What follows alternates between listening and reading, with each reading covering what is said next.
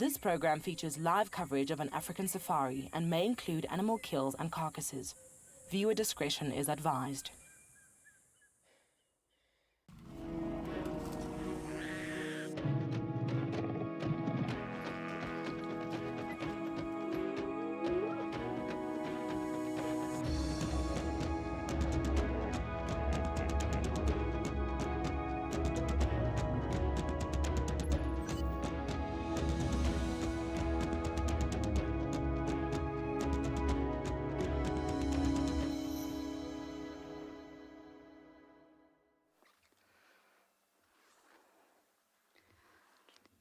Good afternoon, everybody, and welcome to Djuma Private Game Reserve here in the Sabi Sands in the very, very sunny South Africa.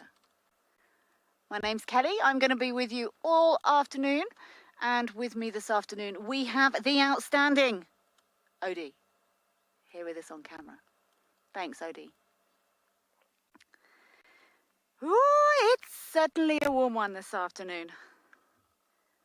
We have our sunscreen on in layers. I think maybe this might be the last little blast of heat before we cross into winter. We're very excited to be with you this afternoon. Our favourite part is your questions and comments. Please send them through to us at #WildEarth on Twitter. If you are under the age of 18, please send us an email to kidsquestions@wildearth.tv. We love your under 18s questions, some of the best. Or you can register on the WildEarth website. Head over to the channel page and you can submit your questions there. We look forward to it immensely.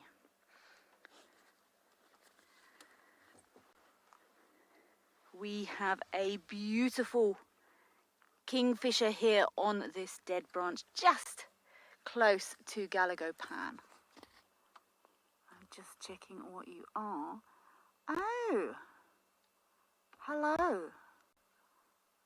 Show me your face nicely. I think this might be a brown-hooded kingfisher. It's gone. No, can't see it now. It might have been a brown-hooded kingfisher. We will start seeing these brown-hooded kingfishers a little bit more often as the woodlands kingfishers start to depart. They're going to be heading off on their migratory routes very, very soon. We're still seeing them around, but I don't think they're going to be with us too much longer. I'm here around the back of the camp at Galago Pan. And Cedric and I were talking earlier before we came out, and we are going to attempt to find you some spots this afternoon. We're going to try and maybe work together a little bit more than we sometimes do. Tracking does get easier if you do it as a team. So apologies if we do bump into each other. We're going to split up, go in different directions for now. Oh, our kingfisher's back. And then if we do find some tracks that look like they could be likely, we will maybe work those tracks together. Oh, it's got a cricket or something there.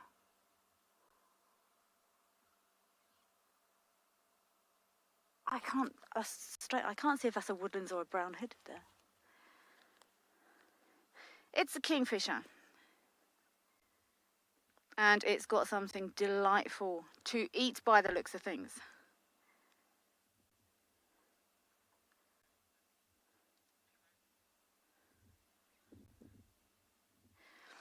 Anderson, there may well be birding this afternoon. If we can find some good tracks to get on, we will 100% give it a good try for you. I think this is actually a woodlands now looking at it. It's a little bit too big for the brown-hooded. Oh yeah. I need to find a tracking stick, because tracking without a tracking stick. And we will do our very best to try and find some spots. It's super hot today. So our loose plan would be to find tracks of something that's gone into somewhere and then hopefully lay down for the day. But as we know on Djuma, things don't always adhere to standard procedures. So we will certainly give it a try. I think I'm going to carry on. In the meantime, I'm going to send you over to the weatherman to see what the official weather is doing here this afternoon.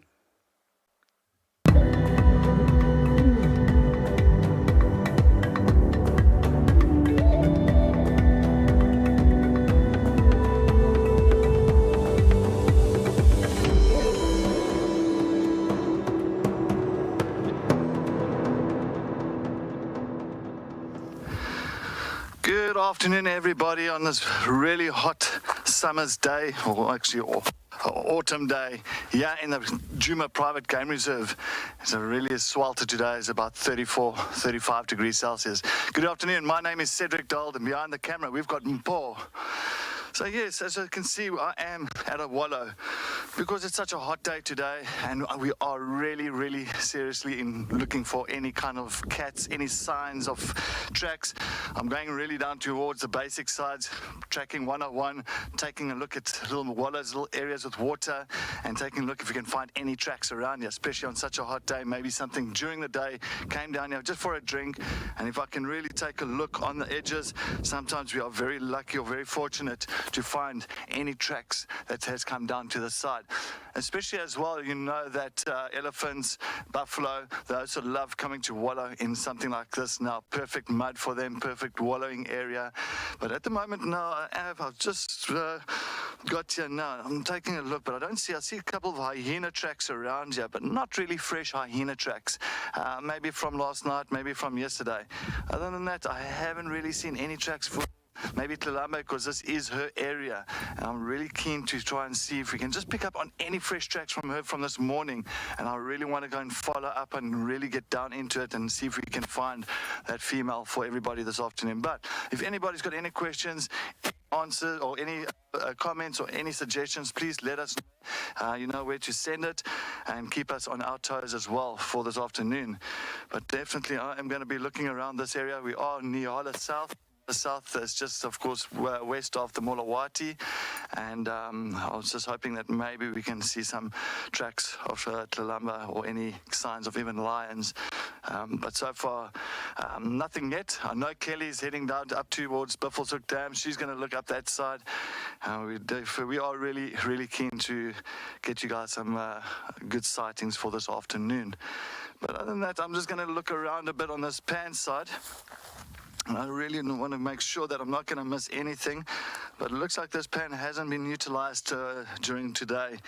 There's no really substantial evidence or any tracks around here. I'm going to walk around slowly. I don't want to fall in here. That won't be a good idea. I'm just taking a look. If she did come this side, because there is no other water around here. The only next watering hole is up towards Buffelshoek Dam. And that's a little bit further north from where we are now.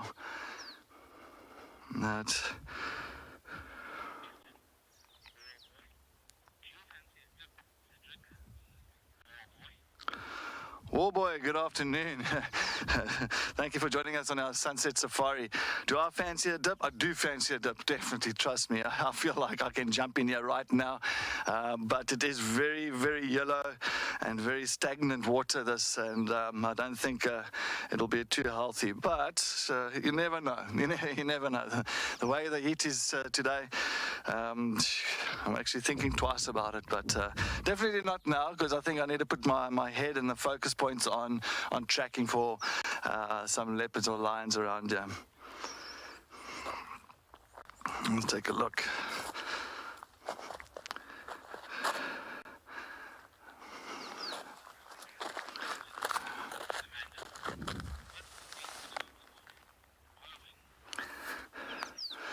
Amanda, good afternoon. Good afternoon. Thanks for joining us on our sunset safari. What is the benefits of wallowing? Well, the benefits of wallowing is, of course, on a hot day like this, for especially your elephants, your buffalo, your rhino, and your warthog, because they've got a really a tough skin, but a skin that actually kind of how can I say, assists with the wallowing, because if they do wallow, then all the parasites that do sit on them, if they do wallow and they put that mud on them, that actually really suffocates any kind of parasites or ticks or fleas. So once it suffocates, they'll find a little post, a rubbing post, and then scrape that mud off, and of course peeling the parasites with the mud. As well, it does help them, helps them with the elements like the sun now, for instance. It does really cool them down, and it doesn't, at least it works more in a kind of a positive way than a negative way for the animals that they do use the wallowing. And as well, a bit of water, that's nice and cool. I mean, it's not clean water, but it's water.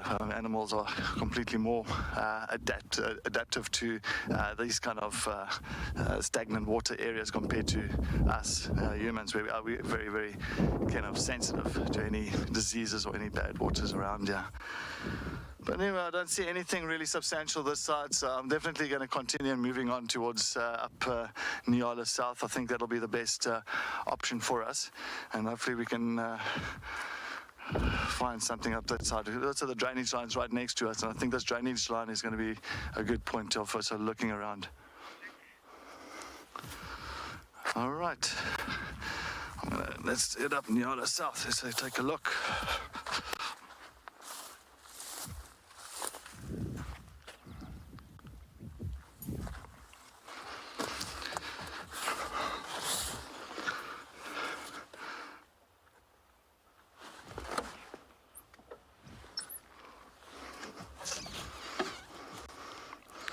Okay, let's go up.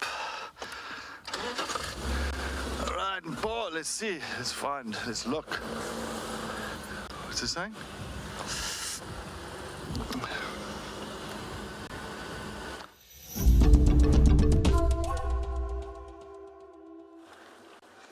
I'm just making my way. Oh, hello, Hornbill.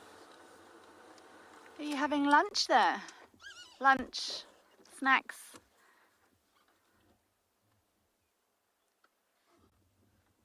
I'm making my way around the back of the dam to see if there's no sign of any of these elusive spotted cats.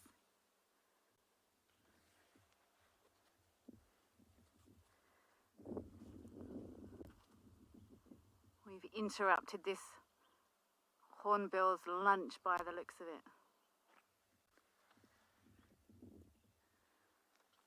Cleverly picking a spot in the shade to feed.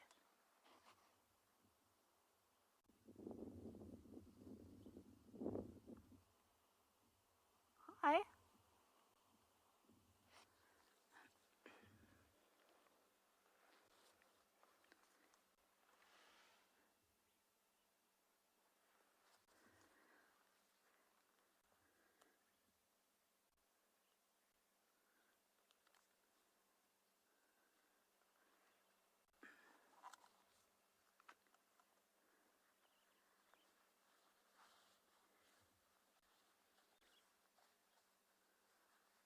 Oh, delicious bugs and things hiding in these piles of dung.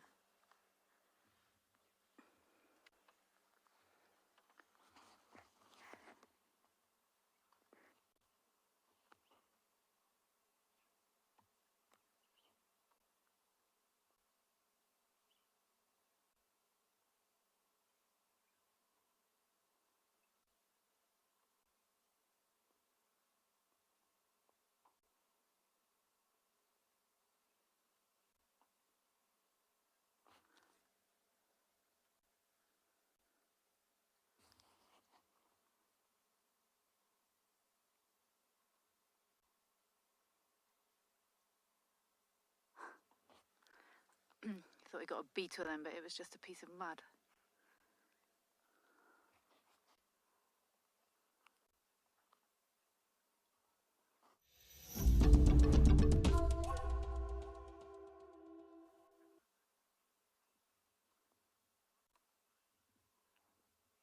This red-billed hornbill was just having a field day in this turned over mud here on the road.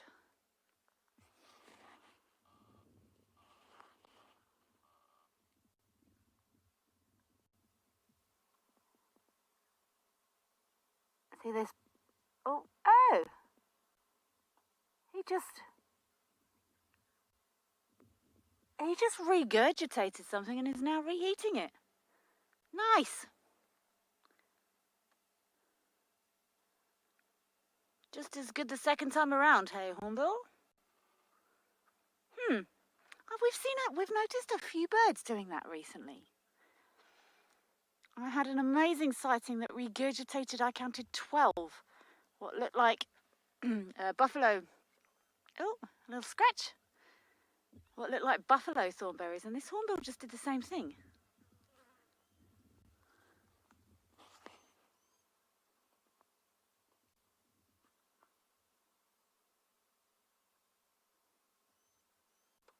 And look, this bird's hot.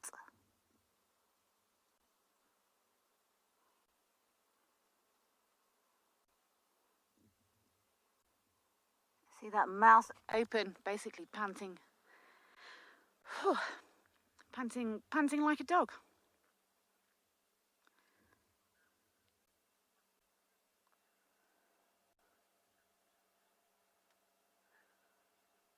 Hannah, indeed. These hornbills are interesting creatures and very entertaining characters as well. I always enjoy watching these hornbills. They always look like they've got a project on the go. There's something they need to be doing. But our hornbill has now given us the road, so we will continue.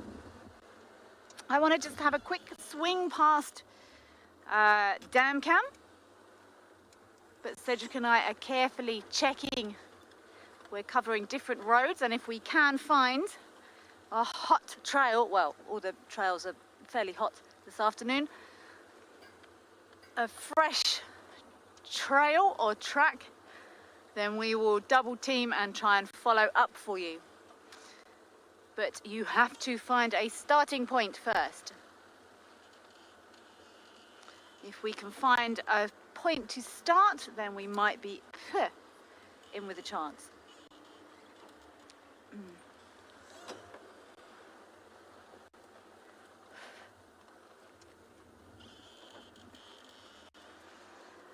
And the only way to find a starting point is to look carefully. I'm afraid I'm not one of these people that can pick up half a leopard track driving at 25 kilometers an hour on a grassy road. I do need to check and concentrate on what I'm looking for.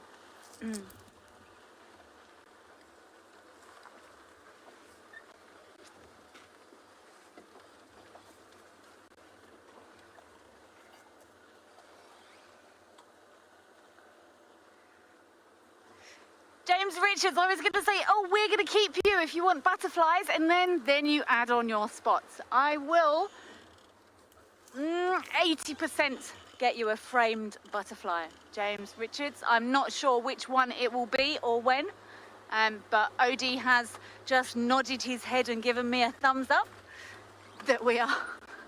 He didn't really.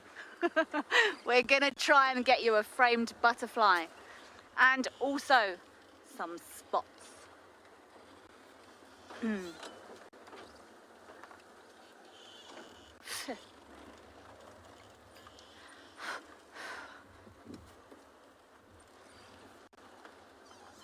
We did have some tracks. I had some tracks this afternoon.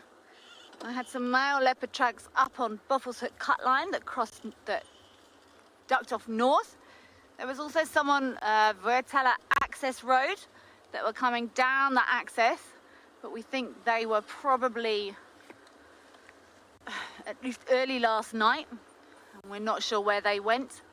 So Cedric and I are taking different routes. We've agreed for now which roads we're going to drive and check, and then if one of us gets a nice hot trail, we will team up, and the way we would normally phrase it is we're going to try and work those tracks.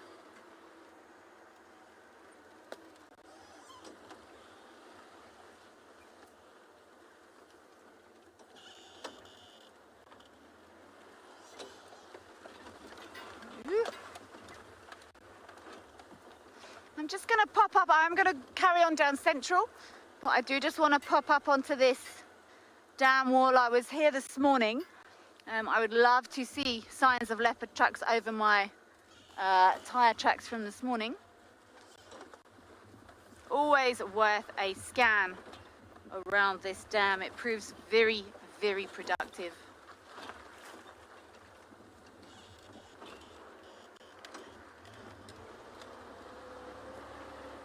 Ooh, piggle-liggle-liggles, they're gonna run.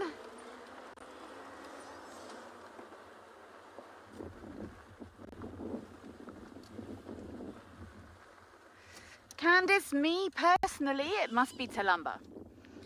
We do see her, or we have been seeing her fairly regularly in this area, and I've had probably my most exciting sighting of my career last Saturday afternoon.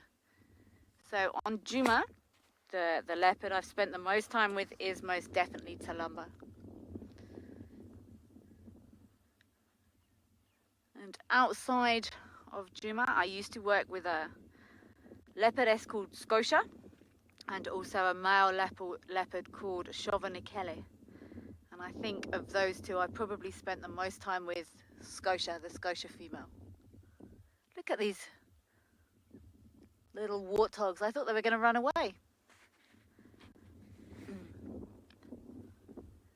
There's not that much for them to eat over there, by the looks of it, but... Oh, like a little tank going up there. They've been in the water.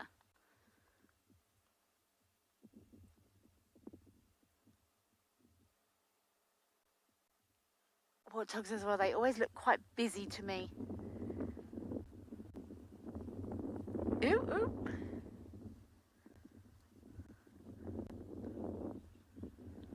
I'm sure they've come down for a wallow and a drink. They're going to head off back into the shade, I would imagine. There we go, little tail. Off we go.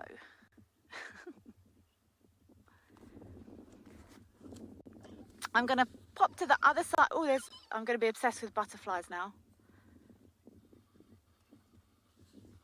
Odie's going to rue that request. There's some...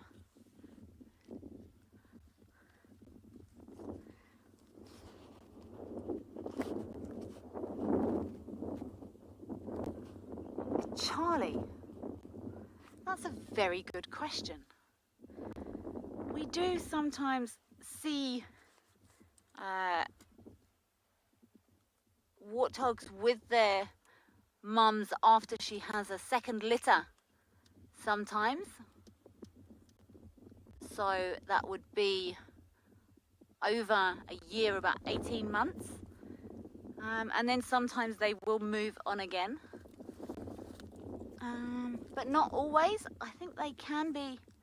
Oh, there's your butterfly, James Richards. Does that count? I think it looks like one of the acreas. Yay! Is that an acrea? I can't see. Oh, is it a joker? I can't. James Richards. It's a butterfly. Boom. I'm not entirely convinced which butterfly it is because I can't see it with its wings open. I don't know which butterfly this is. I have got a butterfly book. I think it might be one of the jokers, Odie. I think you might be right. Sorry, I'm just trying to check this warthog information.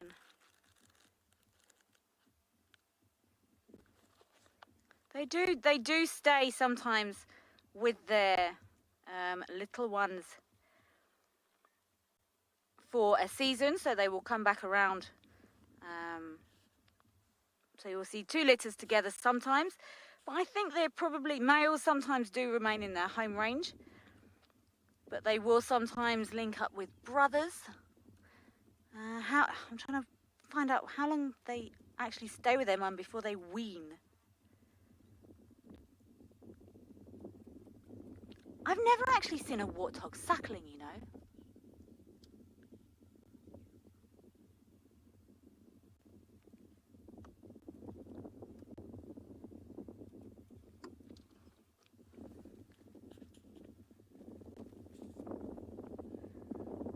I would say they can stay with their mums up to 18 months, or maybe till after when her third litter is come around, depending on how long that is, then they will probably leave. I'm now rifling to try and find my butterfly book, if I'm honest.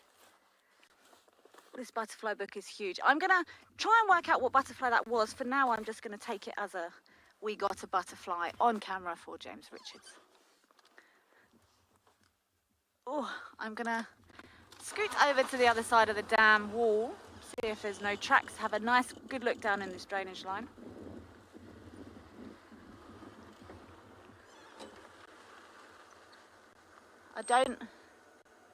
They're not jokers.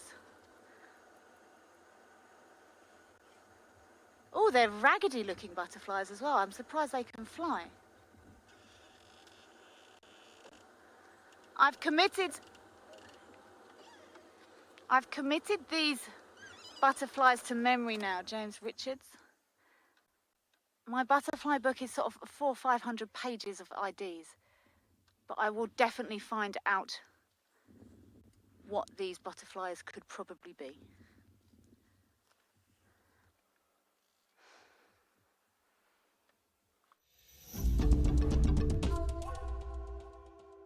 Still here at the dam, I'm going to just try and work out which butterflies it is we are looking at.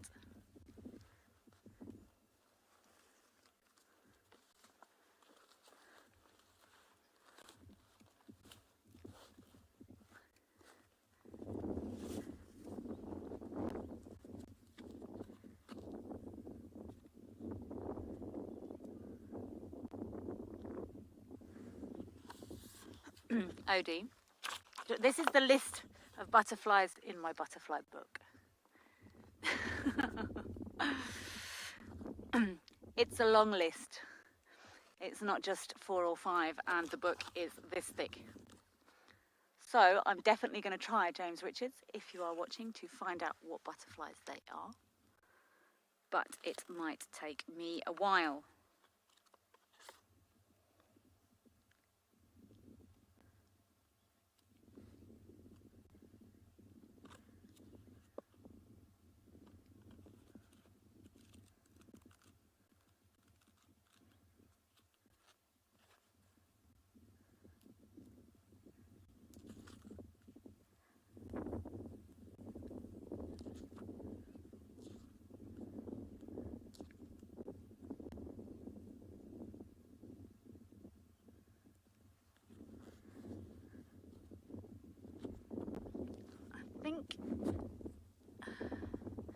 I just saw movement over by that little island, OG. Was it at? Let me just check over there.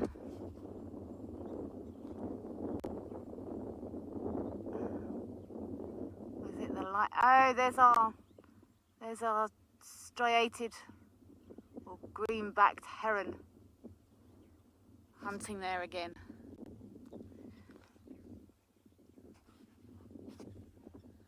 Just left a bit. There we go, on that green blob there, in the middle. Boom. Lovely. Oh, and a terrapin.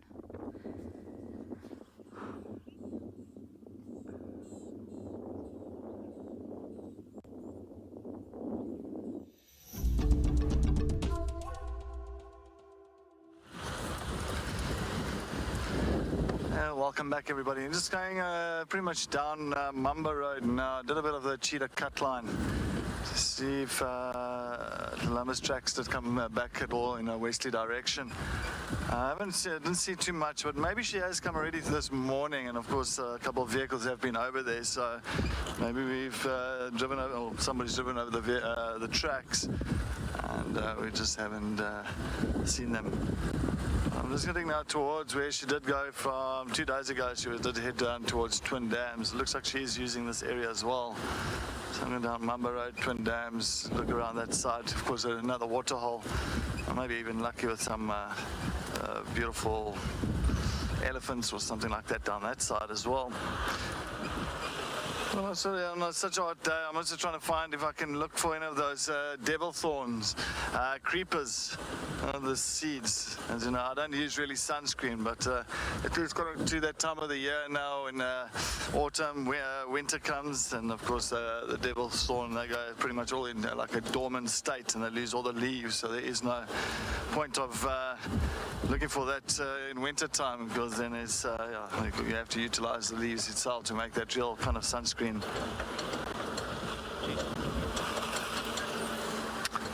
Just double checking here very slowly.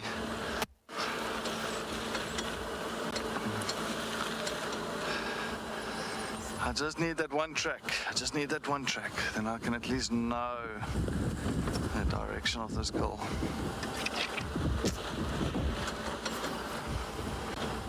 But if anybody's got any suggestions, please let us know what you want to look for. I'm sure Lalamba and Marips will be definitely high up on the agenda. But Marips hasn't been seen for a while since that day with these Sembes. I think that's when he was, I think Sembe's a little bit bigger than him, and I think he felt like there was a lot of pressure. So I think he's definitely moved on. Let's remember Tamba as well, one of Tandi's offspring that moved all the way to the southwestern corner of the Sabi Sands. And I mean, he moved as well around about 2.5, 3 years old. So for Marips to start moving at this time, it's no surprise to actually look around for a void, an area for himself one day to create a nice territory, and hopefully have many little cubs, which will be fantastic. Keep the genes going.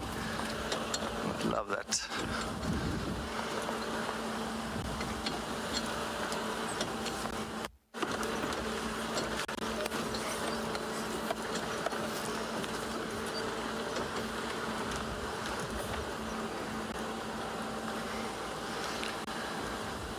I was approaching the Molawati, just trying to get into a little bit of cooler areas. It's a bit hot on Mamba Road.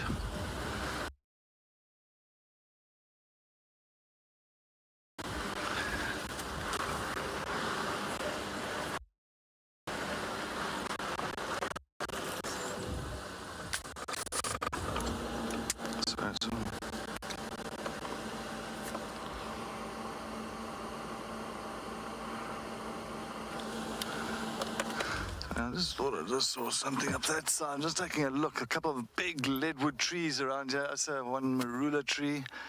Those beautiful leadwoods next to the Molawati.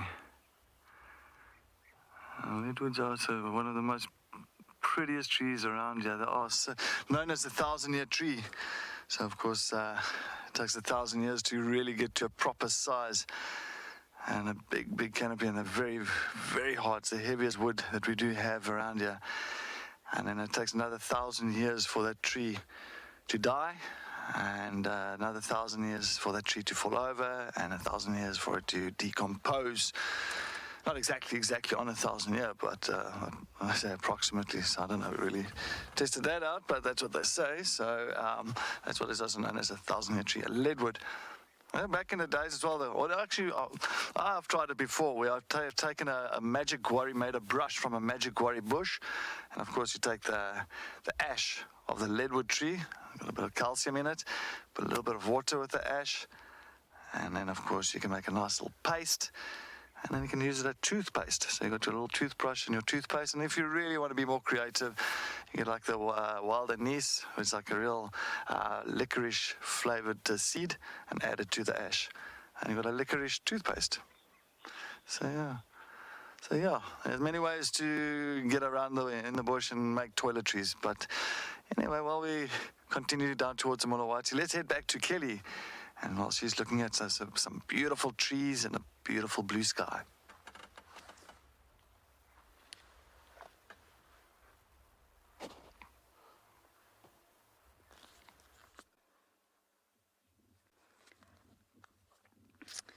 Okay, welcome back. I am still rifling through my butterfly book, how many pages? 464-page butterfly book. I may or may not come back to you with an ID on that butterfly from earlier. Might have been one of the Acreas, I'm not entirely sure. I also wanted to give you all an update. We were talking about the age of Talumba's cubs this morning. And I did mention that we saw her with suckle marks on the 16th of October last year. I've done a bit more digging.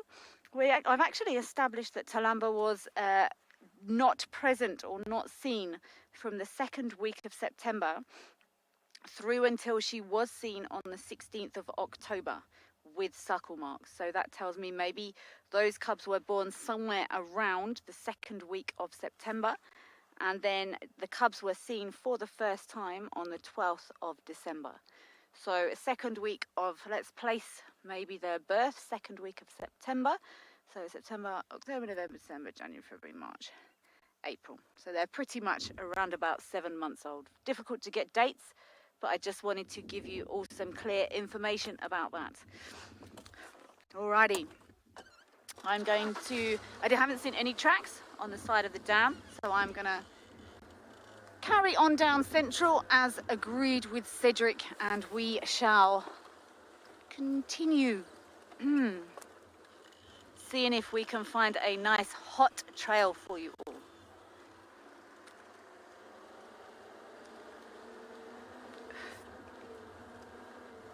I've spoken about it before, but tracking is most definitely an art form. There's only so much you can learn from books, and the rest of it is boots on the ground.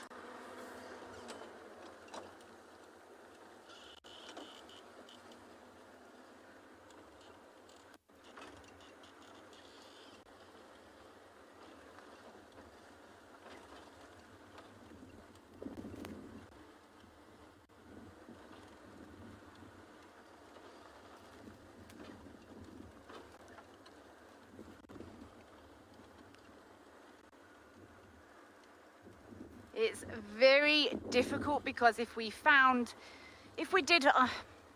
my gut instinct says animals would be down in drainage lines. In this weather, as I've said before, especially hyenas, they will scoof, they will find a nice cool patch of sand and lay down. Sandy, my favorite thing about tracking is when it works. Or even if it doesn't work, actually.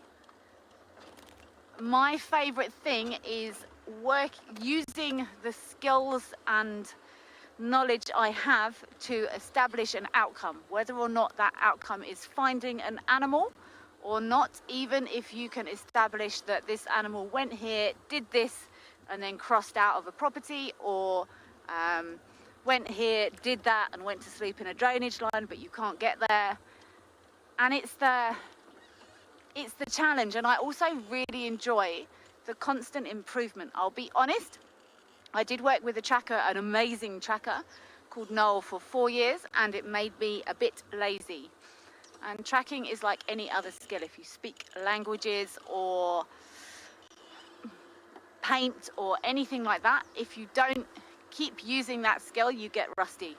And it's actually been really good for me being here, because I've had to practice again. And it's really, really good to keep yourself up to date. And the only way to improve is to practice, practice, practice. So that's my favorite thing about tracking, is getting better at it. I think it's so important to keep developing our skills all the time, reading around different topics, practicing trailing. And that's why I enjoy everyone's questions so much. Even if I don't know the answer, it makes me go away and find out the answer. I really do enjoy it. It keeps our minds fresh with all these fabulous questions that you send in, so I really do enjoy it. And often why I start an answer with, because I have to think hard about it. And I'm also never adverse. If I don't know the answer, I will happily go away and read around it.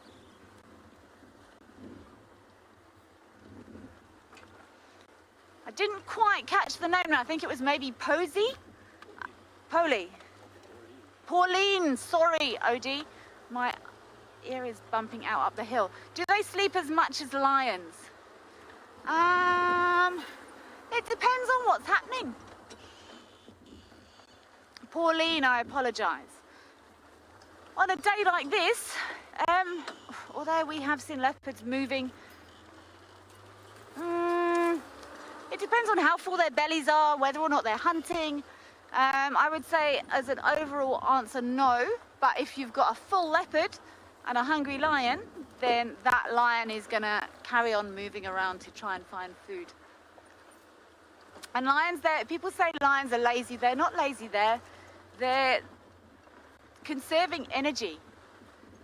Why? You know, these wild animals, they don't need to go to the gym or anything like this. They maintain a perfect physical standard. And, you know, babies might play, but if they're not hunting, if they're not defending territory, if they're not having to travel to find water, then, you know, it's the best idea to conserve energy.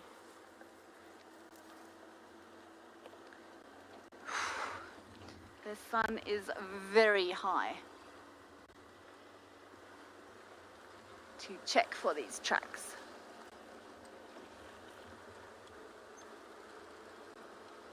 I did actually see vultures this morning, but I think they were just lifting on the thermals. I'm going to carry on my search for a hot track and send you back to Cedric, who's busy doing some birding.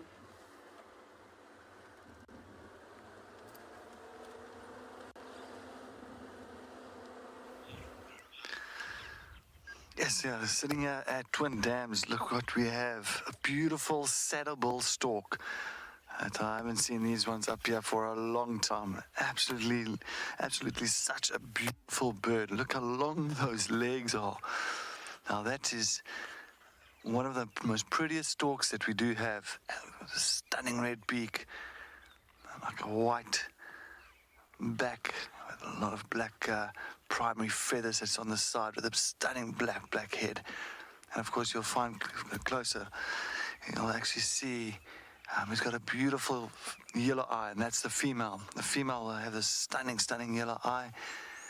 And of course the male's got a black eye, but the male's got two little yellow wattles just below the beak. But this is now a female that's moving along Twin Dams. But you're just looking for frogs, fish, tadpoles.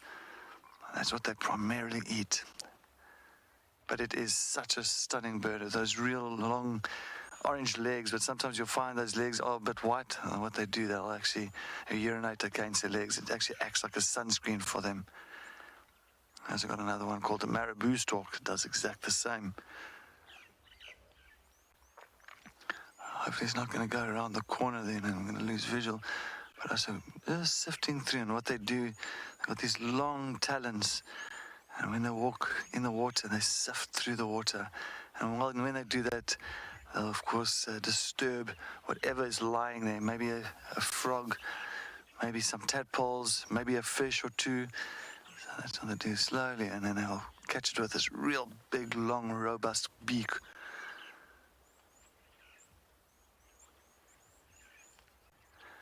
Very uncommon around the areas as well, so we don't really get these storks here more. Usually get like the white storks or the black storks here in our summertime.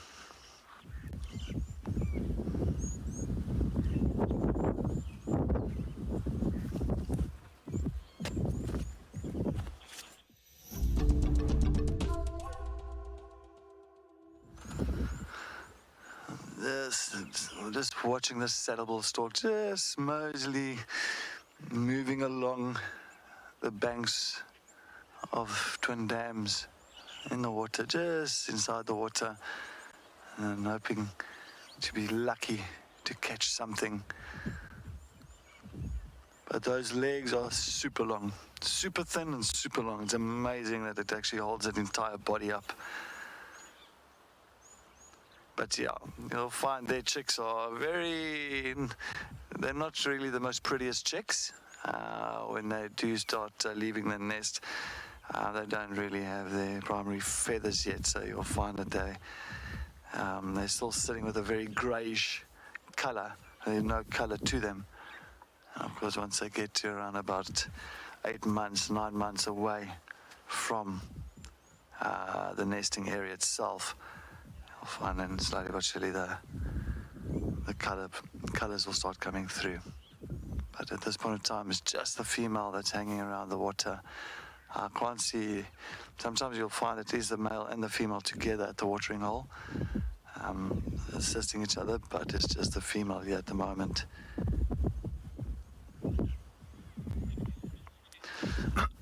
Excuse me.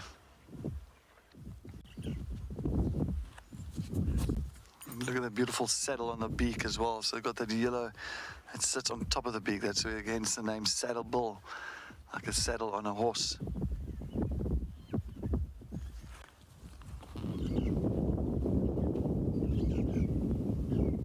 Oh, it's quite deep there.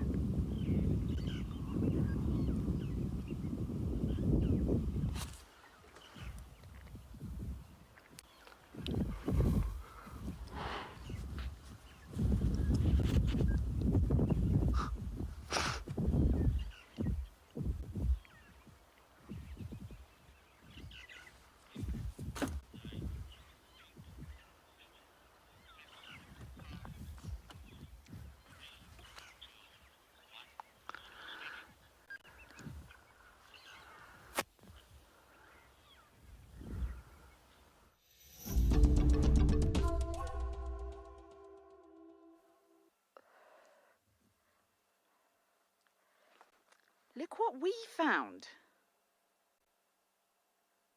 It's actually just turned to face the other way. It's a very hot bird, I know that much.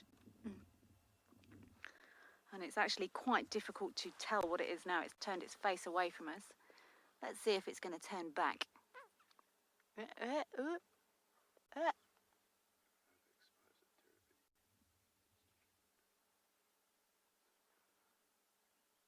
Eddie is trying to squeeze the colour out of this shot so you can get a better chance of identifying this bird.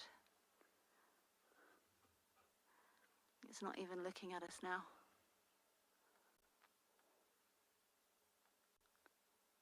This might actually be the first one of these I've seen on Djuma. It could be anything from that angle. If anyone wants to guess the bird from this angle, then you win my utmost respect.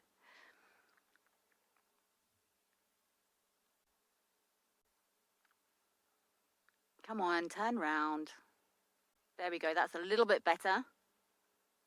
Oh, there we go.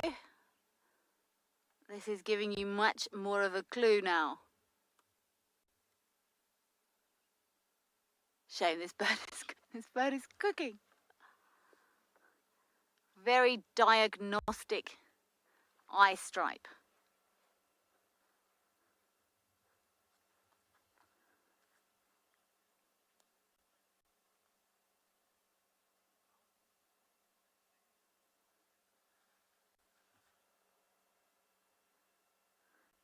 Sorry, I caught the name Jade. Could you just give me that question again? I didn't quite hear it. I'm still waiting for guesses on this bird. Let's see if any of you get it from this mostly silhouette.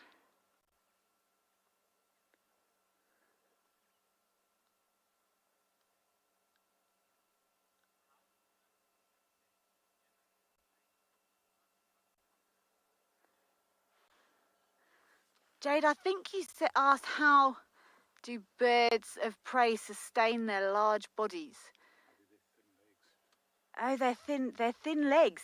Oh, nature's clever. There's no other way of explaining it than that. I mean, I think things like giraffe are even more impressive on that front, or kudu. Huge bodies of a big male kudu and those tiny, skinny little legs. It's good bone structure. It's just nature's way. It fascinates me how when baby impalas run. Their little tiny stick legs are thinner than my little finger, and they can bounce through rocks and over drainage lines, and it fascinates me how those legs don't snap. Good solid bone structure would be my not very scientific answer to that. And I would say the same with birds of prey. Birds of prey actually have hollow, or most birds have semi sort of, they have honeycomby type bones, but that's more about weight to allow them to fly more than body support. I'm just wondering if we've had any guesses for what bird this is yet. It's a nice one. I'm not sure if anyone will have seen this before on Juma. It's not super rare, but actually very nice to see. I'll give you a clue. It's got cousins.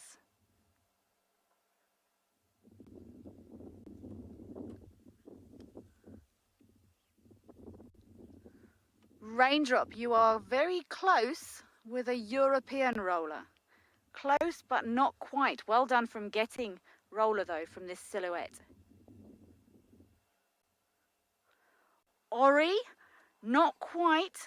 I can see where you're coming from with kingfisher, with that very long, elongated, insectivorous beak. But we're not a kingfisher.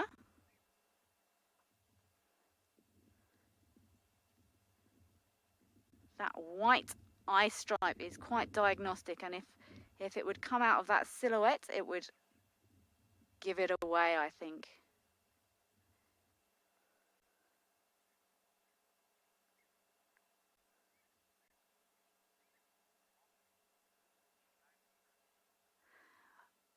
Marcus, also incredibly close. You've guessed both the other two cousins. It's the middle one that we don't normally see. It's the other roller.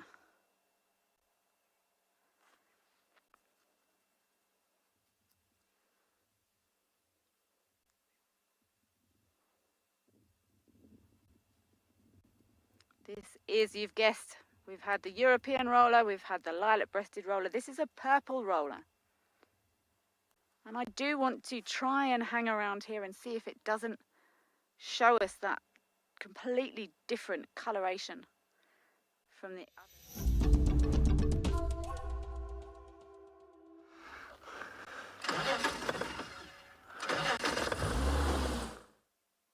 Little elephant, you were right. Purple roller, well done. We don't see them often, and from this angle in this light, my diagnostic feature would be that faint white eyebrow. I actually thought it was a purple roller when I saw it flying, because I got a flash of its chest, and it was sitting on a branch where you could see those colours a little bit more clearly.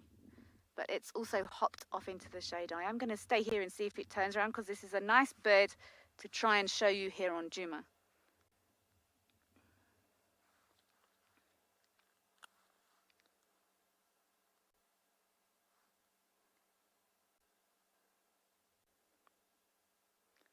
Not a particularly common bird.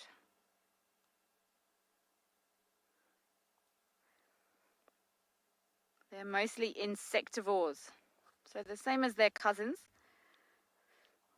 They'll feed on insects, mostly grasshoppers, locusts, mantids, also beetles, ants, scorpions, small reptiles, mice, and occasionally young birds.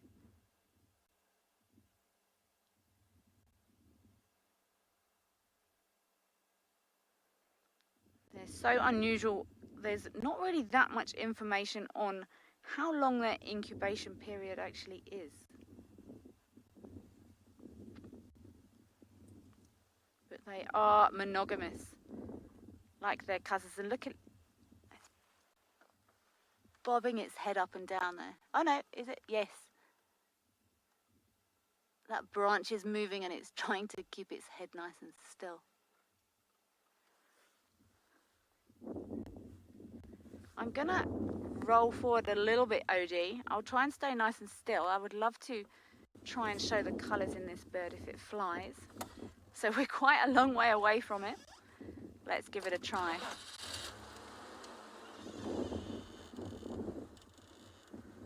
Let's see if we can catch those purples and those flecks along the chest of this beautiful roller. Oh, oh, oh, oh, oh. Let's see if you'll stay here. I'm not going to switch the car off.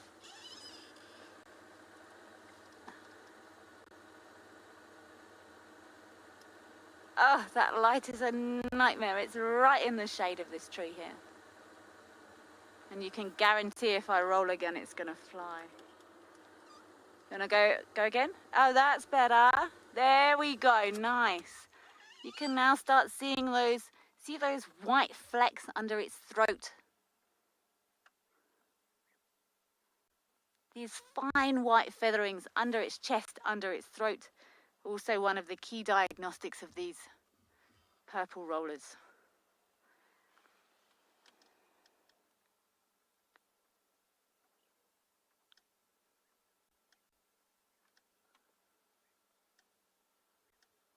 Ooh.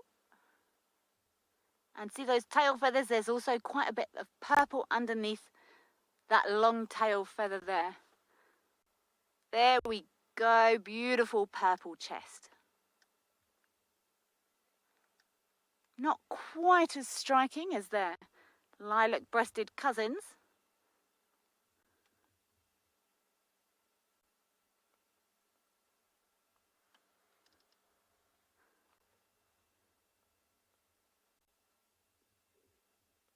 Looking for insects up there, lovely. So it's a new bird for me on Juma, purple roller, and nice we've captured it as well. Always good to learn new birds here. Thank you for staying still, birdie.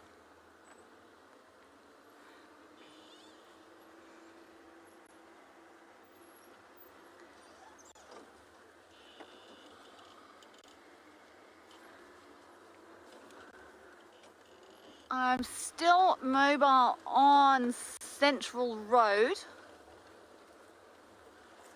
looking for any hot leopard tracks that Cedric and I can maybe try to work.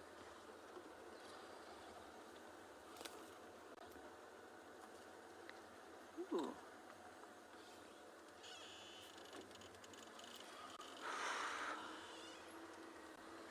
We're checking. It wouldn't surprise me at all to find leopards draped over nice big branches in this weather in trees to get that air circulating around their whole bodies, or tucked down in a nice cool drainage line somewhere. I'm not sure if Cedric has managed to find us a starting point yet, but I have not.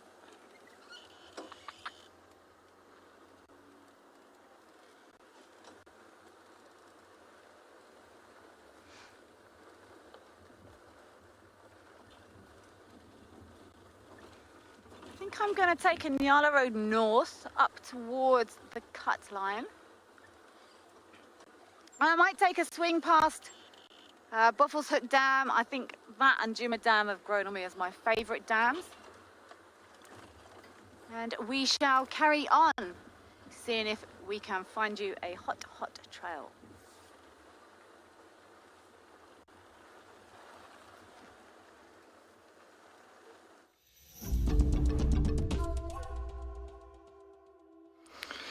And welcome back here to Twin Dams. We're still sitting with this beautiful saddleball stork.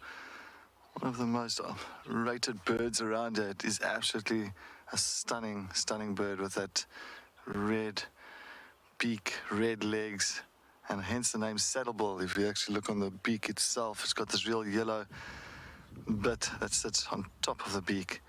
And it looks like a saddle that sits on a horse. That's where it gets the name from, saddleball stork. Very long legs. They usually tend to actually forage more around in the water areas. Of course, looking for the frogs and for the little tadpoles and fish. Typical. Standing on his one leg, I think, is...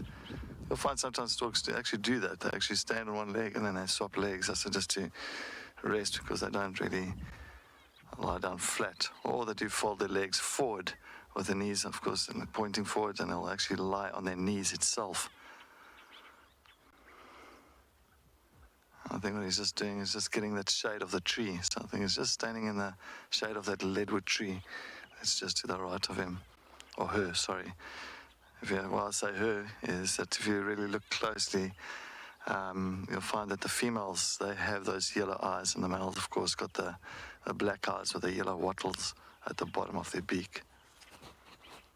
They are monogamous, so you'll find that the male and the female, they will be partners for life.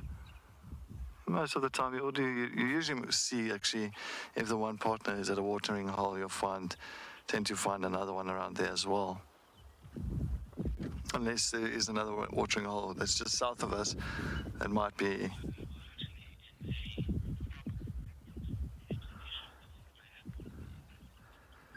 So yeah, and it is such a beautiful bird. I think it's one of the nicest and most gorgeous looking storks that we do have around here. If not, it is the most prettiest by far, I think, personally.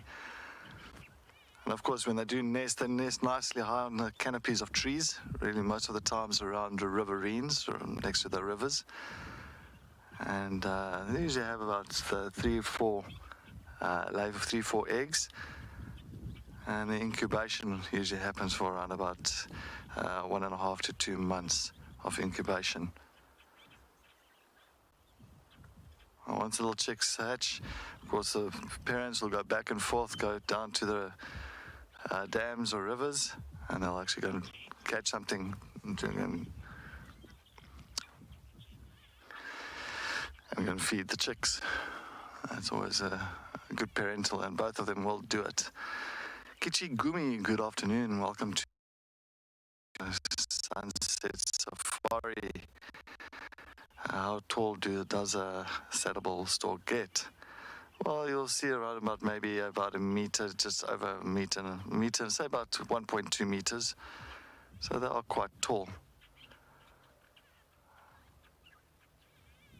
It's very tall. If you look at those long, slender legs, the whole idea is well to walk through the water. So they do walk in the water, wailing the water around, making sure maybe there's fish or tadpoles or anything that's around, and they can catch. So that's why they're very, very important for those long legs, so they can go a little bit further into the water areas and not get too many feathers wet. But when they do fly as well, they are very impressive. Those legs stretched behind them. It looks like 2 long tail feathers, but it's long, long legs that's dragging behind them. And they're really, really pretty. You can see actually how hot it is today. You can even see the stork itself. I mean, they're always really in the water areas and all that, but it's definitely taken shelter in that shade of the leadwood tree. And of course, the beak is pretty much now opened up, and what they do, they'll actually flap their tongue back and forth just to regulate the heat itself, so it doesn't get too hot. I just want to point out, there's just a water monitor that's in the water here, just coming through. Sorry about that. Sorry, Paul. Looks like it's a water.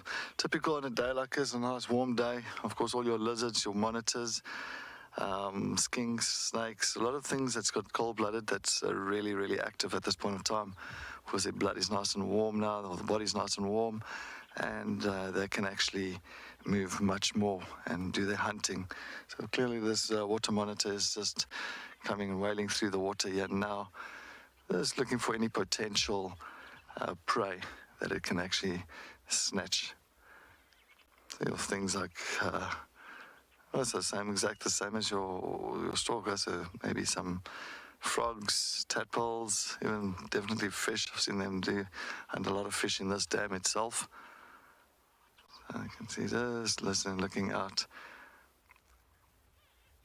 Sometimes you'll find even in insects, you'll find sometimes like grasshoppers or something that'll actually fly in by accident and fall in the water. And of course those monitors will take that opportunity and go and grab it and feast on it.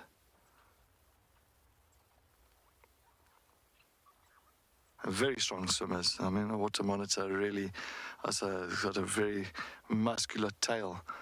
just like a crocodile. So of course it goes under, and it's just when it has to swim, it uses that tail swaying from side to side, and they are really fast underwater. Slowly coming to the shore other side.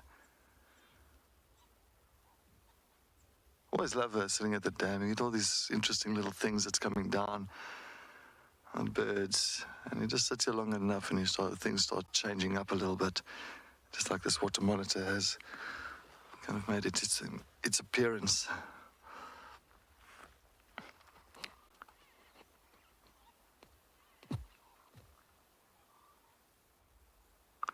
Well, not as large as a rock monitor. You must remember, rock monitors get up to about between 2 to 2.5 meters full size. Water monitor is about 1.5 meters. So it's not as large as a rock monitor, but 1.5 meters is still a good size.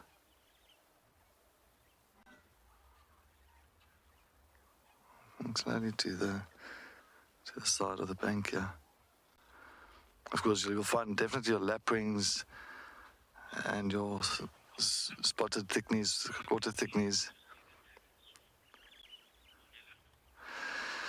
And I also go for the eggs of the water thickneys, and and there's of course the blacksmith lapwings and that. Ornella, good afternoon. Thank you very much for your comment. Yes, it looks nice seeing them having a swim. It does look nice. It actually really makes me want to dive in there, Ornella. I think this water looks a little bit cleaner and a little bit fresher than the walla I was at earlier.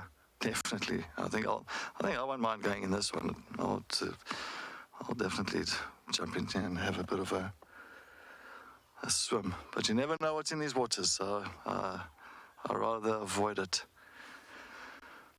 But yeah, definitely that saddle stalk is it is really getting quite warm. Anyway, while we still sit here at Twin Dams, just admiring the area and taking a look around, if we can pick up on any other thing interesting around here, let's head to JP in Pridelands for him to say good afternoon to everybody.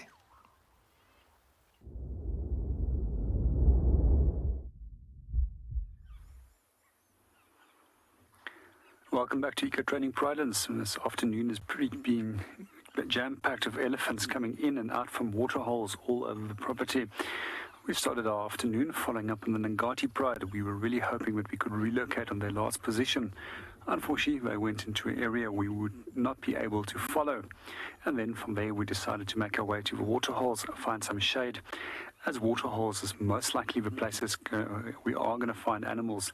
And so far, we've seen quite a lot of elephant, giraffe, as well as warthogs coming down towards the water. So my name is JP Leroux, and behind the camera, we've got BK. So what we're going to do is we're going to wait for it to cool down, and then from there we'll start going out and see what we can find. But for the moment, our best bet, as what I said, is definitely staying on the dams.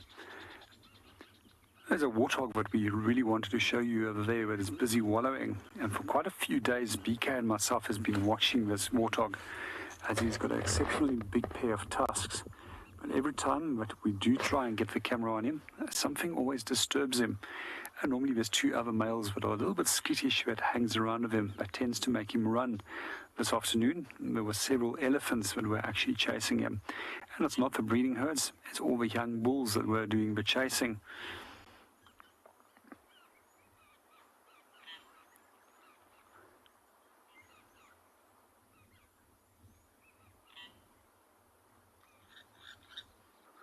Just to give you an idea with the temperatures for this afternoon, it's just over 35 degrees Celsius. And it's fairly humid. We can also see that there's a big buildup of cumulus and cumulonimbus clouds on the horizon, which is definitely going to bring a change in weather. Hopefully for us, it's going to cool down things a little bit.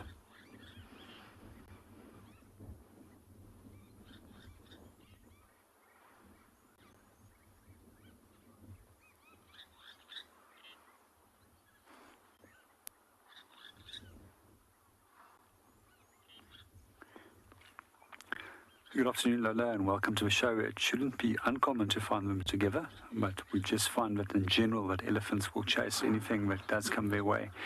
at waterholes, and especially now that it's warmer, we also see a lot of the bulls are actually a little bit more agitated than normal. A lot of them are actually showing signs of stress, and you can see it on the side of the temporal glands, and that's due to the increase of heat in the last few days.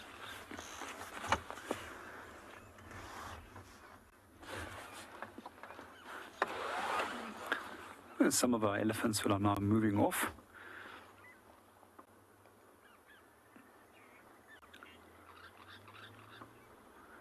The species that we do expect this afternoon at the waterhole is definitely animals such as elephant, as well as more warthog, and also giraffe. Those are three of the species that can really handle a lot of heat.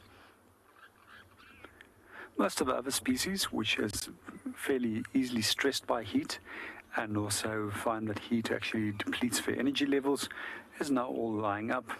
I'm sure that the Ngati Pride is somewhere deep into a thicket, lying directly underneath the shade at the moment to conserve every drop of energy that they would need for tonight.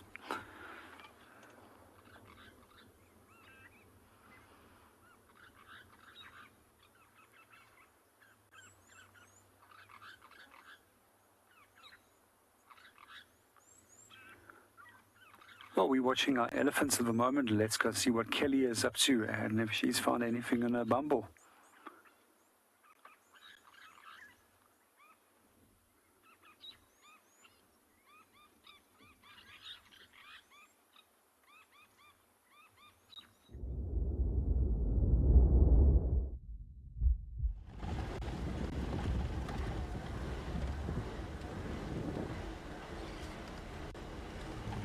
I have a tracking stick.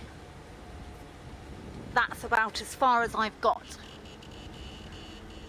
I have not seen a single leopard track in over an hour. Normally this property is littered with leopard tracks, and I have not seen a single one. But if I do, I have a stick that I plan to draw a circle around. I am checking every interesting looking knobble on every tree in the hope of finding a snoozing spotted cat. Well, rosetted cat. That doesn't sound right. I do not have a positive identification on the butterfly. I'm going to guess it's one of the Acraeas. If anyone managed to capture that butterfly and is able to give me more direction or more clarity on the exact species, I will happily receive it.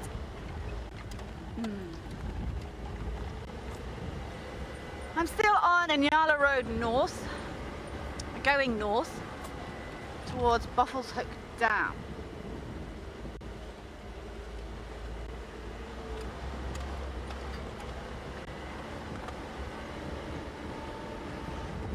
Oh look, there's a dung ball rolling on its own. But it's not going to be rolling on its own. We have a dung. That is a massive ball of dung. Ha! Check out this guy.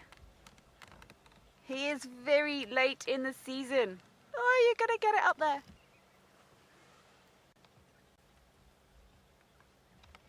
Don't go into the grass. I'm not convinced he's going to make it up here. I think we must wait here and see if this ball of dung rolls back down again. If he does make it, I'm going to be absolutely delighted for him.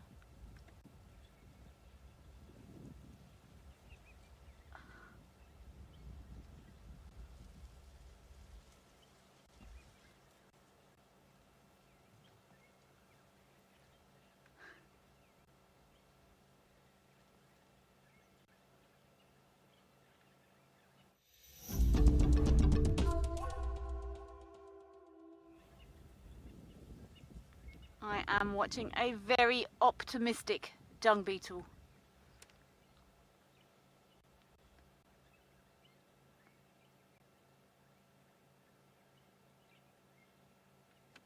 Much as I would like to show him to you, I would also really like him to manage to get this huge ball of dung up into the grass. But I have a feeling that at some point this ball of dung is going to roll back down onto the road. And I'm going to be deeply disappointed for this dung beetle. I am deeply disappointed for this dung beetle. Oh no! I always want to help these dung beetles.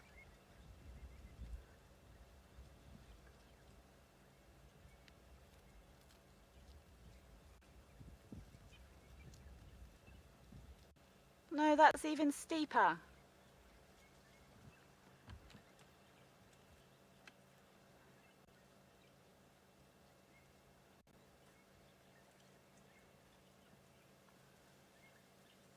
Are you gonna stay up there?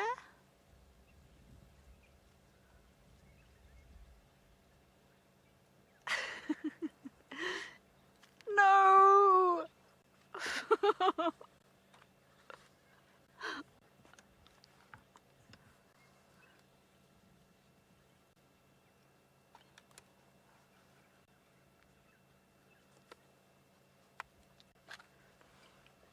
This is devastating to watch.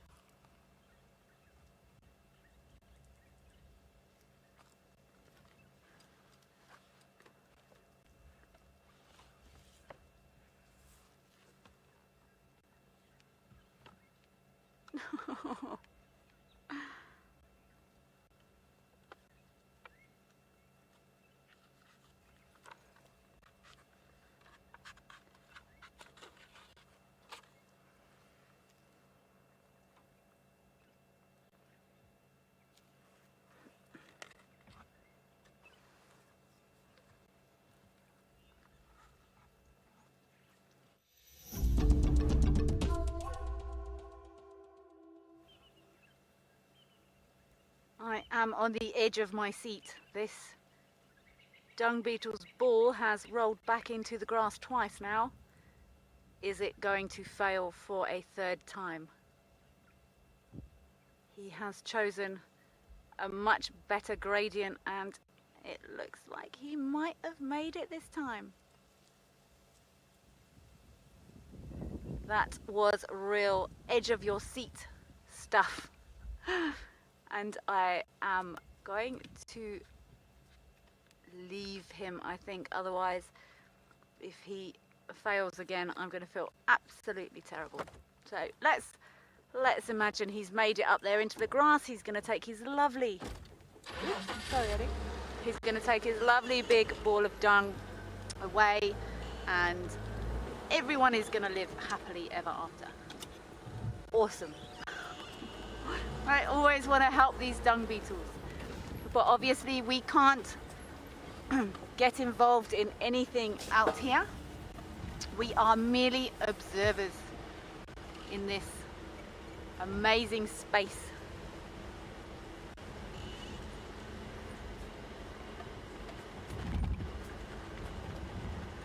Letitia, yes, dung beetles are incredibly hard workers. Everything here works hard. It has to in order to survive. It was with Asodu the other morning. We watched that golden orb spider repairing her web.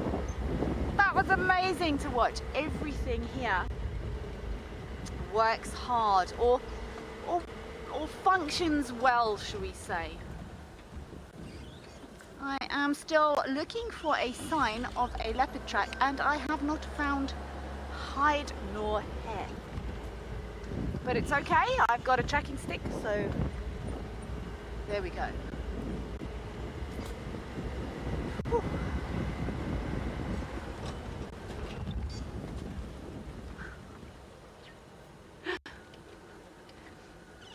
My angle's horrible, Odie. I'm going to turn around and we are going to check. Can you... Is that good? Let's do it from here then. Look who we are passing on the way to Buffalo's Hook Dam. Can anyone guess? Look, hiding in plain sight. Hello, Cammy. This is insane. This frog has been here for over a week now. Still on I'm just going to call Cami a her because that's what I seem to be gravitating towards on her common spike thorn for over a week. Actually, this is day 8 of the Cami on the spike thorn saga. Well, it's not a saga, she's just sitting here really. I am stunned, and it fascinates me that every time we come past she's changed colour.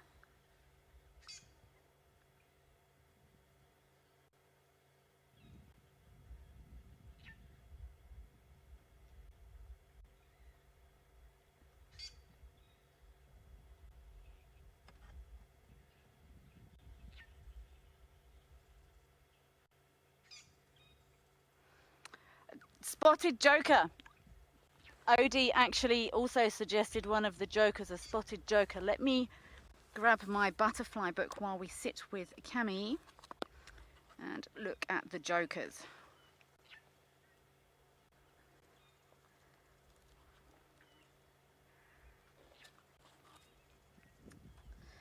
African joker, spotted joker. I must admit I didn't get a good look in that monitor. I saw spots, that was about it. Spotted joker. So there's two. There's an African joker and a spotted joker. They both look frighteningly similar. But yeah, from what I remember, yes, that outside wing's there. I will show you just now when we leave Cami. I think you are right. Well done. I apologise. I was not getting a clear look in that monitor there. Spotted joker.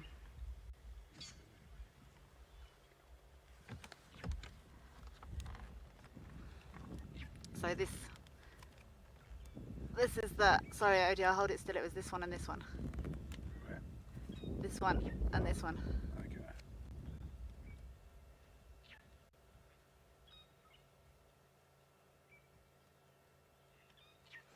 Helen, why does the frog never move? She's just here conserving energy.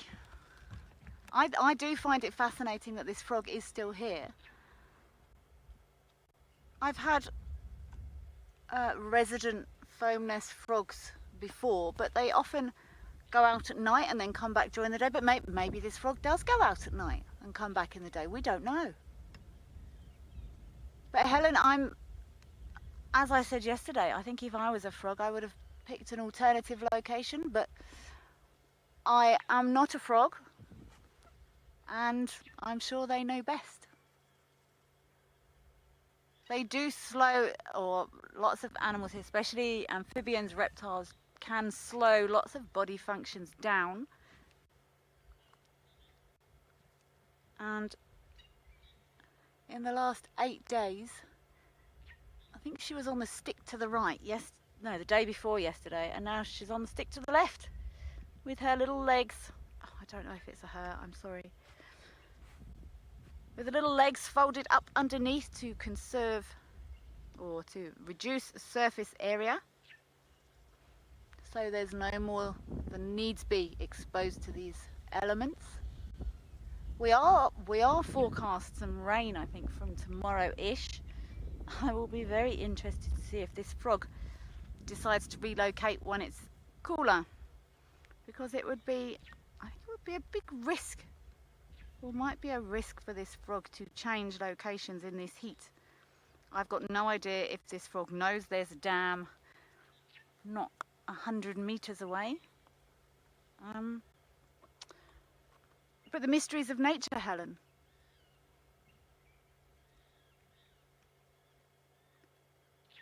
Cami, day 8.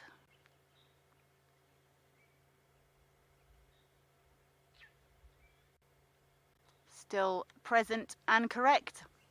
Alrighty. I'm going to scoot up to the dam. Thank you very much for your assistance with that Joker ID. Sinak, my favourite frog in the bush is a bushveld rain frog, because they look really grumpy, and if you get too close to them, they fluff themselves up into a little ball and look even crosser. I like bushveld rain frogs. They're only small, but they've got very cute little faces. Bushveld rain frogs. Reed frogs are also very nice. They're the cute, tiny but very, very loud frogs. But now I'm going to go bushveld rain frog. And they go poof, like a pufferfish if they're upset. Thank you, Odie. Cami, day 8 continues. This doesn't... I promise I am still looking for leopard tracks all the time. Whew.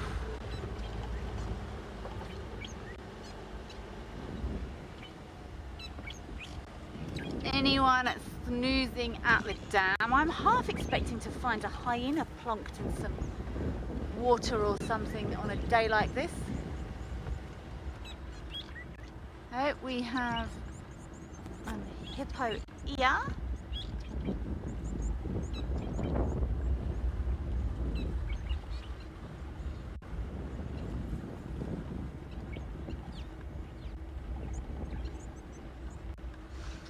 I am going to continue my track quest. I'm going to spend a little bit of time with this hippo, and I'm going to send you back to Cedric to see if he has anything to report.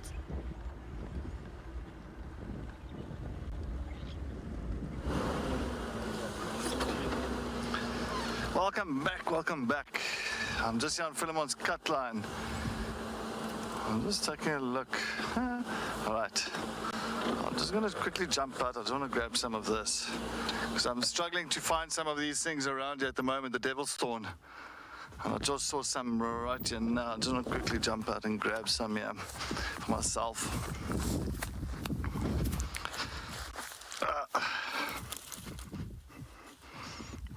Okay. There you go. Very nice stuff. Very nice stuff to use. I always go for these things. As you can see, it is a creeper. I want to see if I can find the thorn as well. Sometimes the thorns are lying here somewhere. I'm just taking a look. Oh no, I don't see any thorns. I'll take a look. Fantastic, thank you very much. I'm sure one of us will. All right. We're trying to find any England through. Sorry about the comms things. Let's allow them. All right, so what you're going to do, grab some of these leaves. And of course, the devil's thorn leaves is very, it's got a lot of gel, kind of good things inside of it. And what it does, it makes like a gel. So I don't use sunscreen because the sunscreen to me is too oily. I'll just peel off all the leaves off the devil's thorn. A good side like that. I don't want to see. So there's always, on a hot day like this, I need to get some of this, and I was looking for it all over. All right, there we go. And then I'll take some of my water. I'm going to put a little bit of water in it. Okay, a little bit of water there. Okay, so I start rubbing it a lot. So it makes like a real kind of gel, as you can see. I'll make a lot of it. And then what I start doing, I'll just start putting it all over me. So it actually doesn't leave any residue. It's not oily. It doesn't have a fragrance to it at all. And 2 minutes time, it's gone. It's gone completely. And then your skin feels very, very fresh and like kind of moisturized. And as well, on top of that, it's good just to kind of protect your skin from the elements. Of course, now the local people use this stuff to make, they use it as a shampoo. So if you want to wash your hair, you can use it as shampoo. Very good thing. Or if you want to wash your clothes, put a whole lot of leaves inside of one of those mending areas with water, with your dirty clothes, and you just mend it with those leaves. And of course, it makes that real gel. And then of course, you can actually kind of really clean your clothes or even wash your hair with it. Very clever. It's a devil's thorn. I'll just try to look for the thorn itself, but it's a very round thorn, very flat thorn with the two little devil horns out of it like that. Very robust seed or thorn itself. And what happens is your hooved antelope, they love it. They feed on it. It's very palatable, those leaves. So when they're busy feeding on it, they'll step on that thorn, and of course they'll disperse it somewhere else. So yeah, Fantastic thing to use for this time of the day, with this heat. Perfect. Devil's Thorn.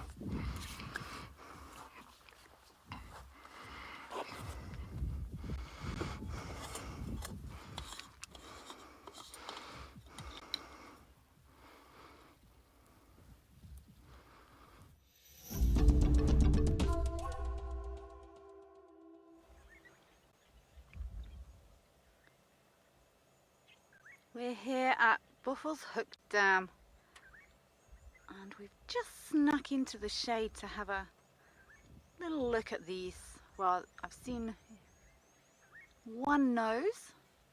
I think this cow and calf are probably still in here. I'm just going to sit quietly and see if they both pop their heads up.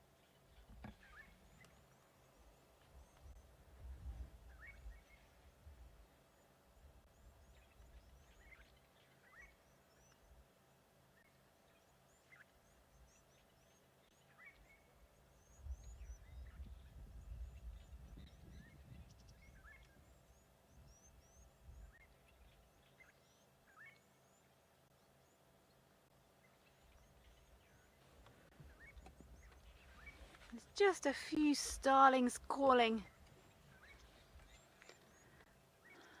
Still very hot, especially here by the water.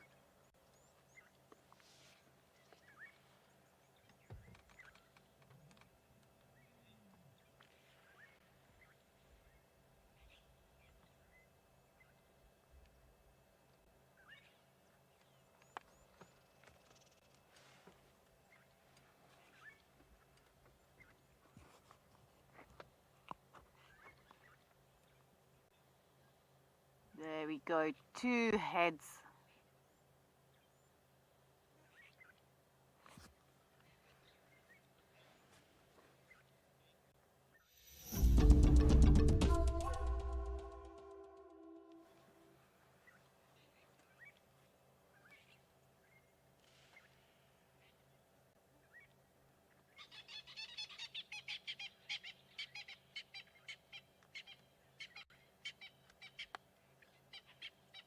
Something just goes, those francolins are fright there. I just got a lovely view of both of these hippo noses. But I might just roll forward a little bit and double check why these francolins were alarm calling. I'm here at Buffels Hook Dam. I still have a tracking stick. But sadly, no tracks yet. We are working on it.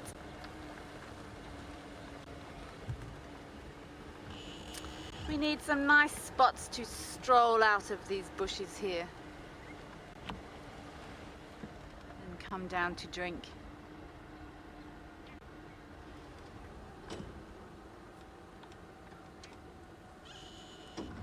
Almost every time I've been to this dam, there's been birds alarm calling. I've heard an Inyala alarm call here. It makes me wonder if there's not a leopard that hangs around here that is not overly comfortable with vehicles. Down in this drainage line is a perfect spot to hide out. I sat here for quite a while yesterday with no sign.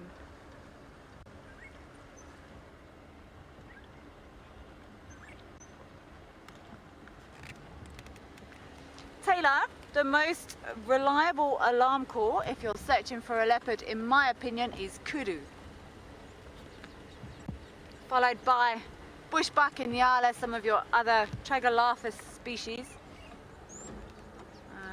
I was taught when I came into this industry by my very esteemed mentors, never trust a squirrel, but a kudu never lies. If you hear a kudu alarm bark, there's almost always a predator there.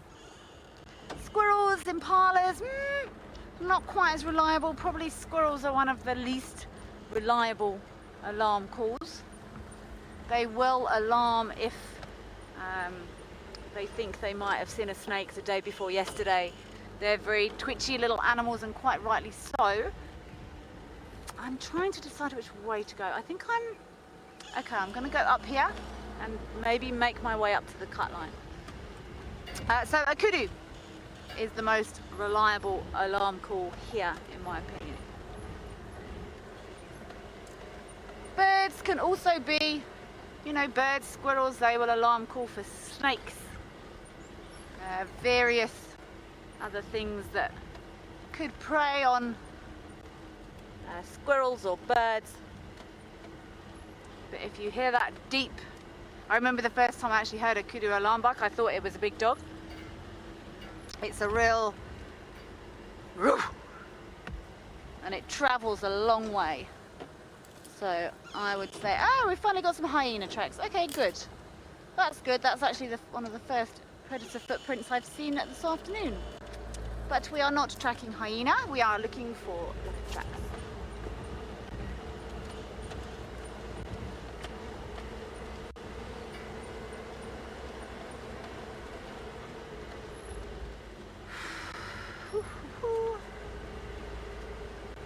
And I've got this stick so that if I do see any tracks, I can circle them, and then we continue to fan out. And then if we lose a trail, we can come back to the track we have circled, and it's easy to see. I'm going to do it in my hand now though. Let's put it there.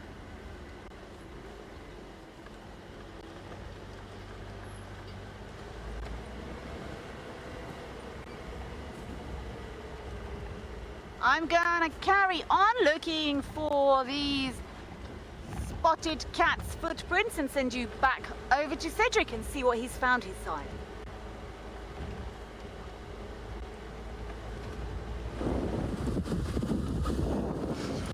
Yeah, welcome back. I'm just here. Welcome back. I'm just here up on Zoe's Road. I know that Shidulu likes to use this area quite a bit. So I'm just hoping maybe she's on Juma for the afternoon. Just taking a look around. Maybe we can pick up on her, or even Tortoise Pan himself. I'm not too sure exactly where last he was seen, but just want to make sure. And maybe in this area, it's always a good area to kind of search around for the leopards and lions around this side as well. It's a little bit, and there's not many big heavy drainage lines like the Molawati here, but there's some nice large marula trees in the area, which always makes for a nice little resting spot for a leopard.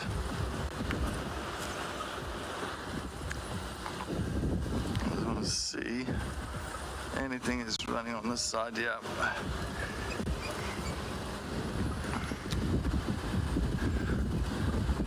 Well, hopefully, hopefully Kelly can continue following her tracks that she's got on that side. Not too sure exactly. I think it was around Buffelshoek Dam. I hope she can find something there for everybody, some nice cats. But I am going to look this side. I know the Unkuhumas and the 7 cubs are on Little Gowrie at the moment. So yeah, being on Little Gowrie is, I know they're not too far south of Gowrie Main towards Juma side.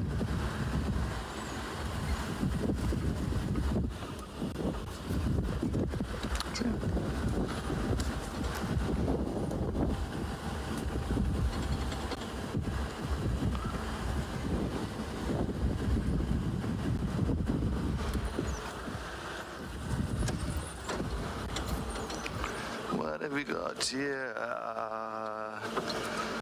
looks like a slender mongoose track. Definitely not the size of a leopard track.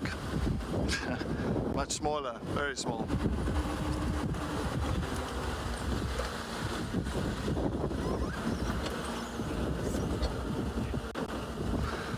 Wesley, good afternoon. Thank you very much for joining us on WildEarth, and thank you very much for the question. Where do leopards stash their kills besides in the tree?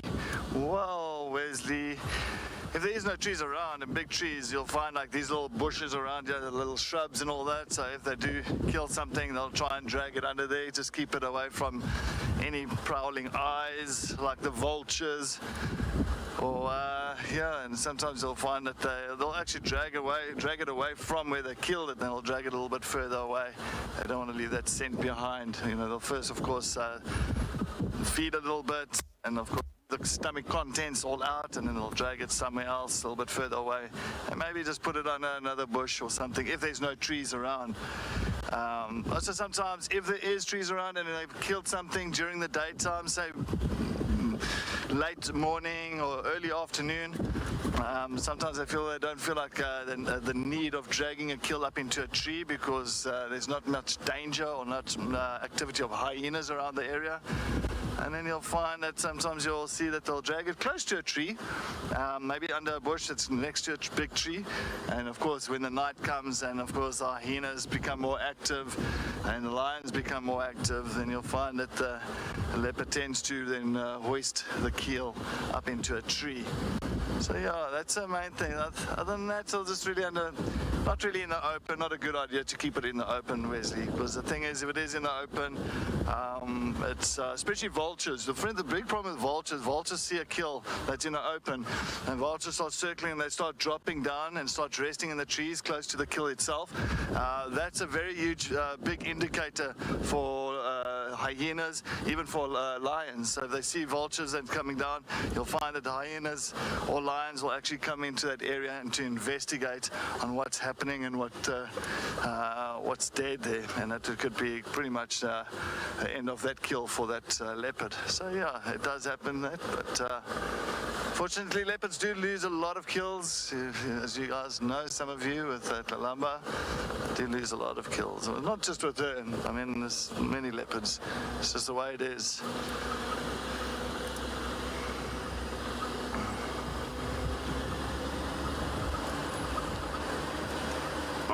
So.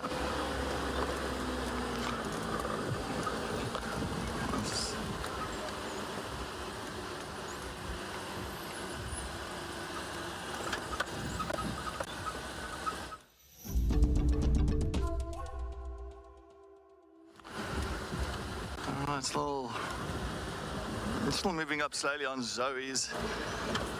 Just don't want to miss on the track here. I don't see anything really substantial, anything really kind of simmering with beautiful freshness around here. I think it's just more older tracks that's in this area.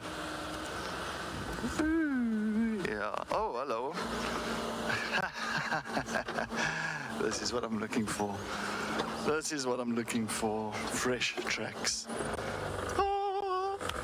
I'm gonna find this female on top of all the vehicle tracks here. Sorry, you can. Maybe she's yeah. Oh, come with me. Wow. Wow. Fresh tracks of a female leopard. Look at that. Very tight on top of vehicle tracks. You can see it's still shimmering a bit. This is nice tracks. Good tracks to follow here. Maybe like a little bit later this morning, but it's nice tracks to follow. So yeah, this is definitely a good start. Yes, this is what I was looking for. That's what I was looking for. Let's do it.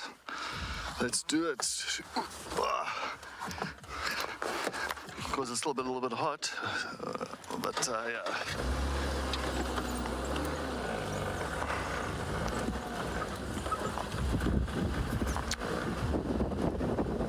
All along, yeah.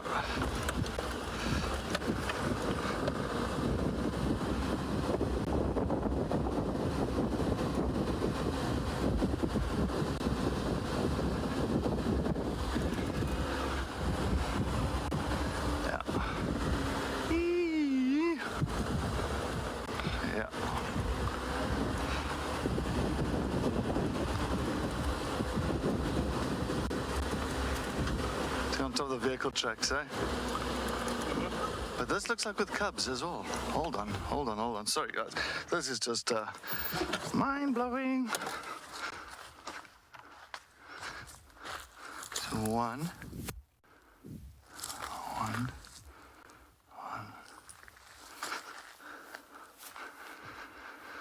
It's on top of hyena tracks, a cub, but it's still very fresh. All right. Sorry, I thought it was. It's just a female tracks.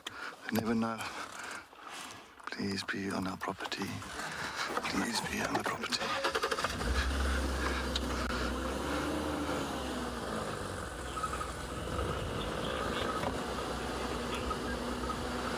Anyway, well, we're going to be following up on this female leopard tracks. Let's head to JP in Pridelands. He's got something in a tree.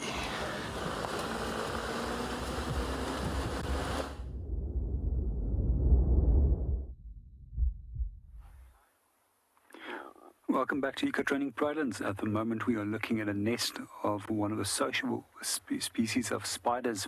I've actually just managed to see one right over here, and we'll see if we can get the camera on them. These spiders are also known as community web spiders, and often when we just right over there. So quite often when we do get to the nest of these spiders, we find that they group consists out of a number of different spiders. Sorry, I just lost my train of thought there, trying to redirect.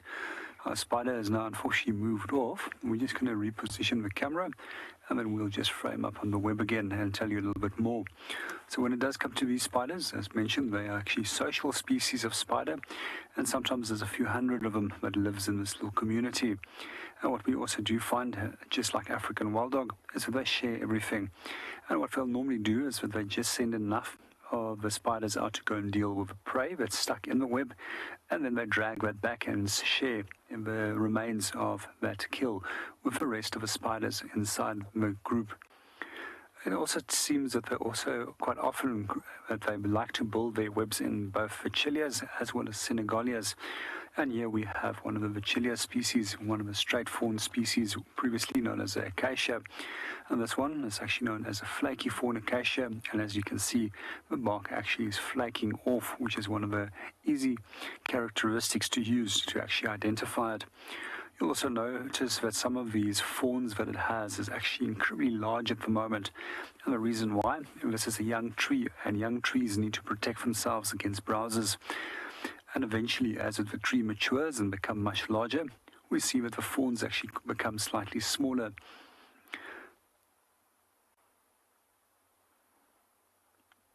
We were discussing also some other methods of our trees also will utilize earlier on this morning in terms of defense.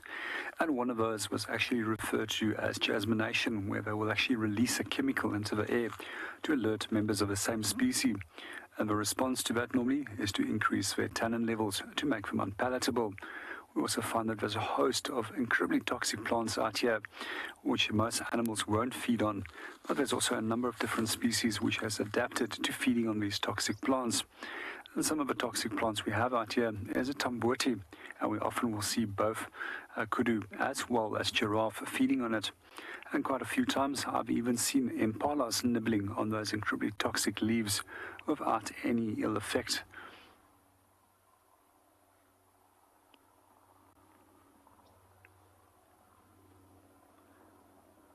There's also a number of different bird species which loves utilizing these fawn tree species. And what we find is that they will build their nest directly in between, and quite often in association with wasps to also provide them with some form of protection. Good afternoon, Andy, and welcome to the show. And yes, I have stepped on them. It's incredibly painful to step on these, and I've stepped on them both barefoot as well as that they've gone through shoes as well, especially the soft-soled veldskoen. They don't do so well with these fawns. They go through them very, very easily. And generally what happens then is they break off on your foot, and you've got part of that fawn still stuck in your shoe, which you also now need to get out. Which sometimes becomes a little bit tricky to get that shoe off.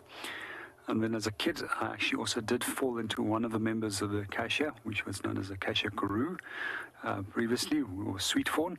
And that was pretty painful. There was quite a few fawns that I had to actually dig out and remove by means of a tweezer.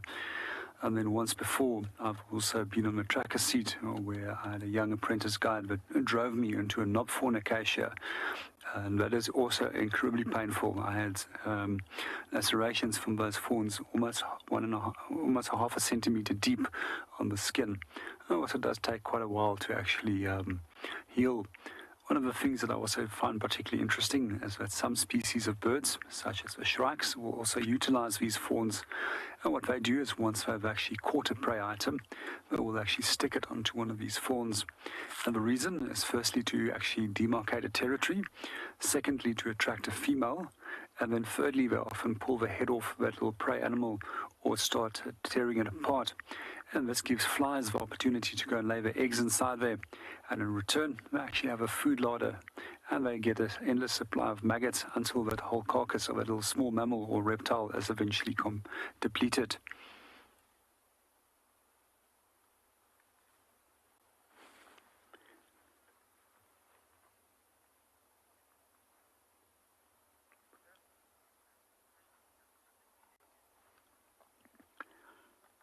Good afternoon, Debbie, and welcome to the show. Yes, trees are actually fascinating when it comes to behaviors.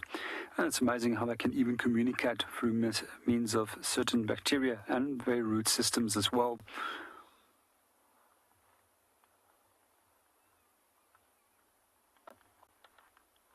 There's even theories on certain plant species which occurs in forest, where the larger plants in the forest environment, which was first always thought to be outcompeting with smaller plants, is also actually passing some form of nutrients on to the younger members within that area.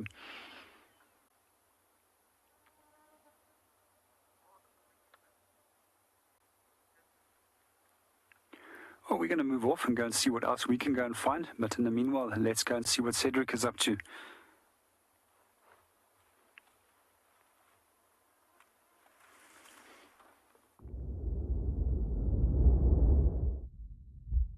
Yeah, everybody, I did have, it looks like for female leopard tracks coming towards Gowrie Main. I picked it up on closer towards Impala Plains.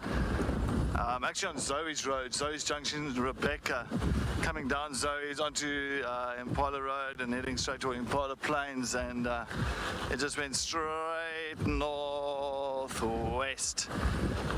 Just saw the tracks crossing over Gowrie Main now into Arathusa, but fine, it's alright, it's alright.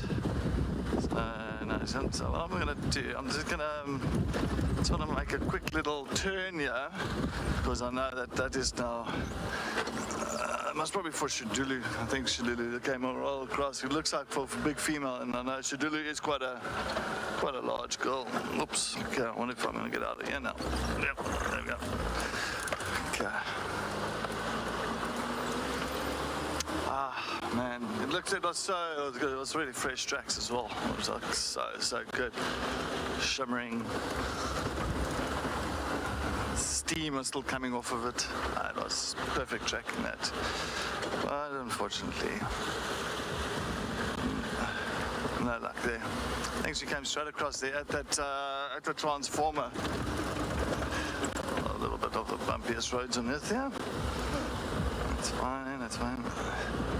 So I am on Triple M North. I'm slowly making my way back south again. I'm also trying to plan the evening for hopefully later on, right then once it starts getting a little bit cooler, to get around towards Weaver's Nest.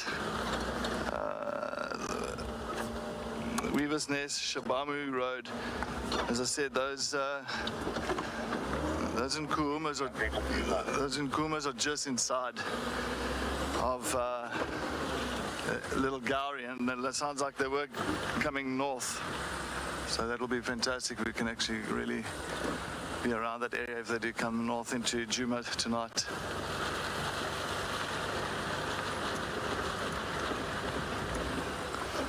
This road is so busy with vehicles up and down. Most of the tracks have been squashed here. I don't see anything further this side.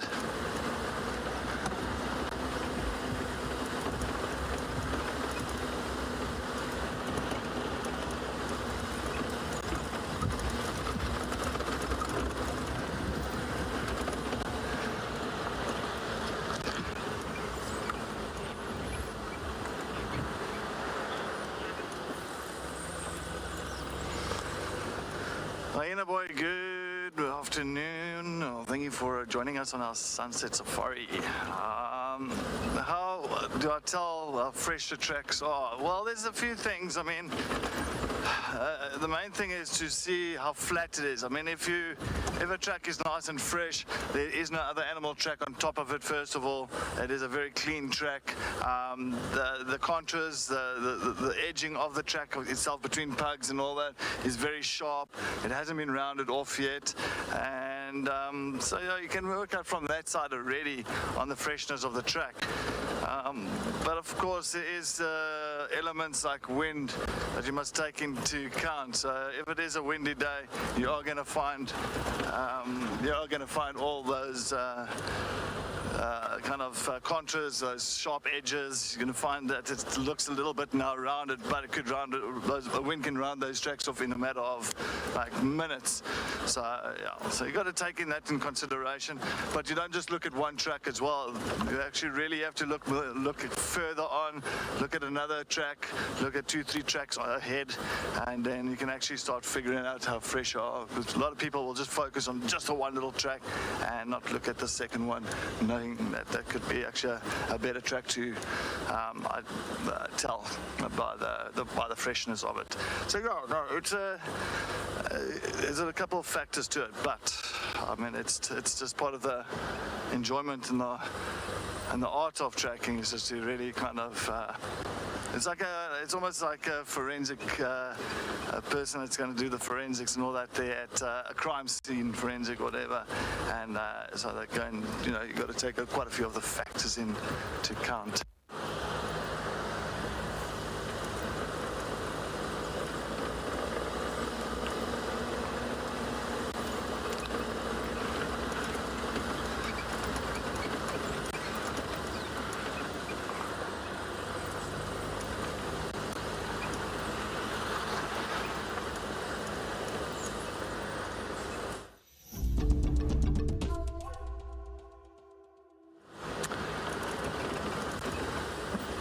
Still going down on Triple M North here, just making sure we haven't missed on anything. But if Shaduli's gone west, and I'm not going to hang around too long in the western area or the western side.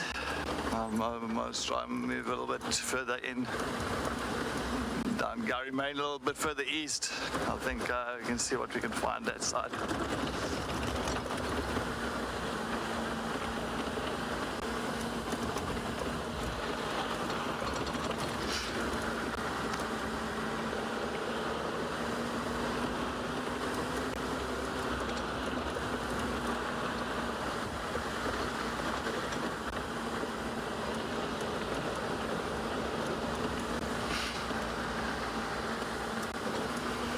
Still very, very, very hot. So when you drive in that open sun, it's still it's still quite warm.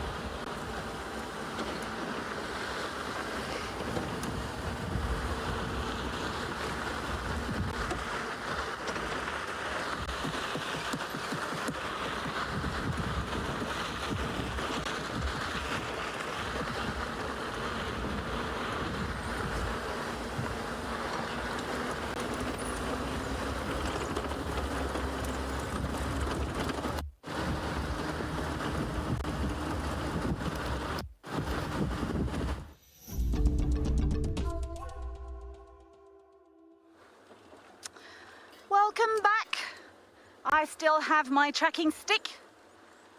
I have heard reports that Cedric has some tracks of a female leopard towards Impala Plains. So I have decided to check the cut lines, cheetah cut line, and then west to see if anything has crossed in from the south.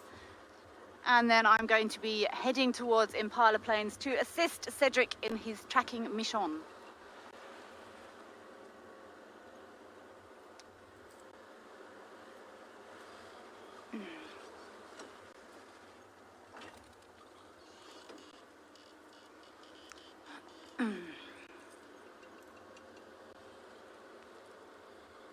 Maybe we should do a fast 5 for me this afternoon while I scoot around these cut lines. You are welcome to send in your questions on any topic, and we will try and get them answered as soon as possible. In the meantime, I'm going to carry on along Gary Main and see if we haven't got any signs of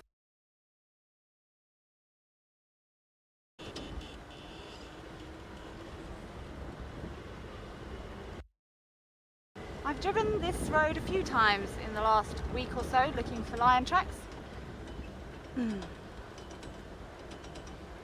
We do think, I'm not 100% sure, but the Nkuhumas may be south of Djuma.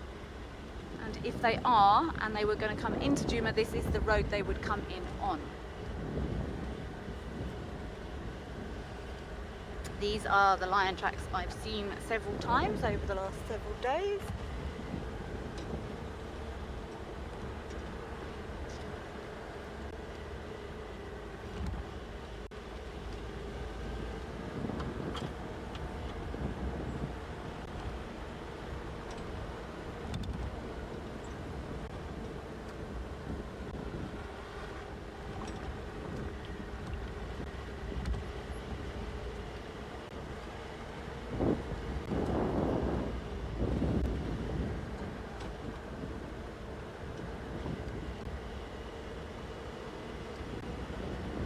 Driving straight west now into the sun.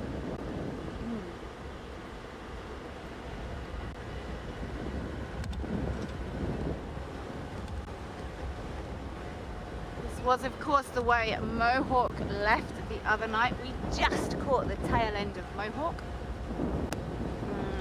Not last night, the night before, and he also headed south. So we are going to cruise, maybe check Philemon's cut line, and then I want to head up towards where Cedric is, and we can fan out and see if we can't work these female leopard tracks.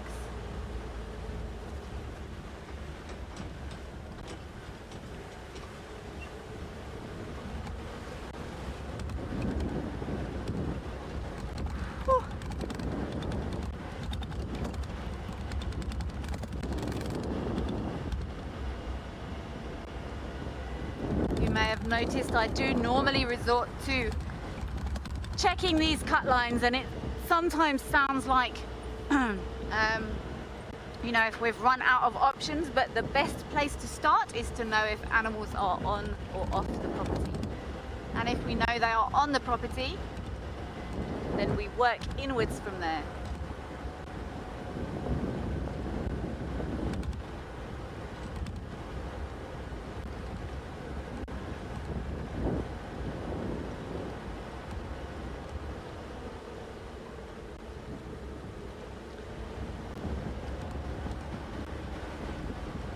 Always check the drainage lines.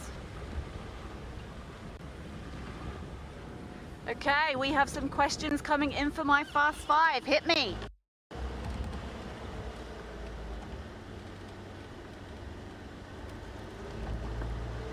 Mandy, sunrise all day long. I've never quite got used to getting up in the pitch dark, but once your alarm has gone off, you've had that shower and you have a cup of coffee in your hand, best time of the day. Sunrise for the win, Mandy.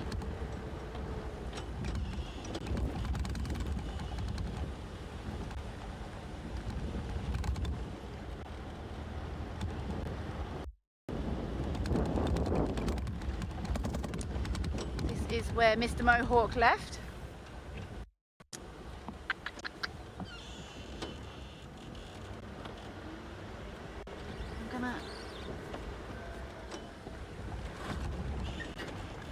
Annabelle, have I ever been in a really frightening situation? Give me 1 second, Annabelle. Oh, that would be nice. They said he's coming not far, maybe behind here. I'll stay here then. Yeah, maybe you can stay there on the demo, but it's coming this way. Thanks very much. Yeah. Lovely stuff, I appreciate it. Yeah, they said he's coming this way from this way. A very nice man has just told me there's a leopard walking this way. So I'm gonna stay here, I guess. Thank you very much.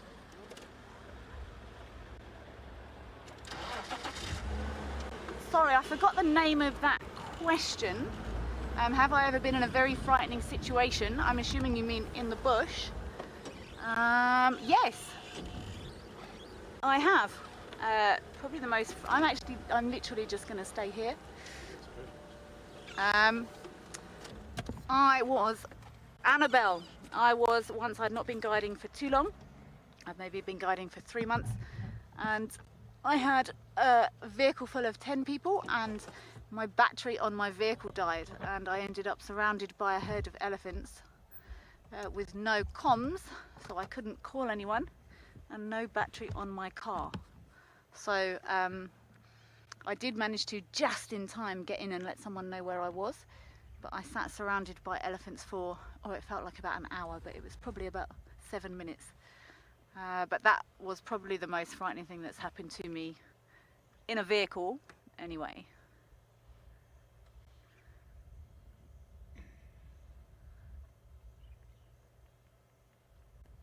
Well, this is going to be fun. We'll just sit here and see if another vehicle just came past and said there's a leopard walking this way.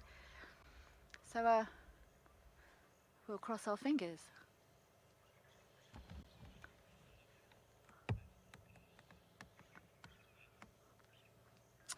Gemma, my dream animal. I've seen, I'd quite like to see a striped polecat for safari type based animals. That would be cool. So in my work scenario, a striped polecat. But other than that, I would love to see one of those giant anteaters from the rainforest, the Brazilian rainforests. They look insane, but I would love that to be my next big trip. I'd love to see a jaguar, but I think I'd even choose one of those giant anteaters over a jaguar because they are just such a crazy looking creature.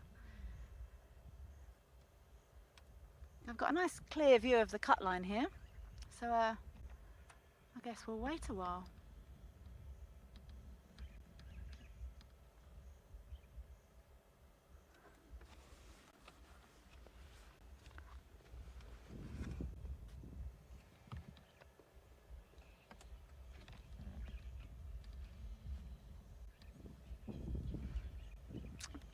BK, my oldest animal book. I've only had most of my guiding books for sort of 8 years or less, 8 or 9 years or less. But I've got a couple of books that are not necessarily bush based, that are still in England, that I've had since I was very young. I've got a horse book from when I was 6 or 7 years old. I'm a horse rider and I love horses, so I've had that since I was 6 or 7 years old, but I didn't bring that to South Africa with me when I moved here. There's another vehicle here now that's going to sit and eagerly await the arrival of this potential leopard. Yeah, it should be maybe 5 minutes. 5 minutes, that's very specific. Go Brig. There's a vehicle here. Okay, so this nice man said 5 minutes. He's on a timer. So yes, I didn't bring my oldest animal books to Africa with me because books are heavy. I've currently got about I must be up to 10 or 11 books in the car with me now because everyone asks such amazing questions that I need them, to be honest.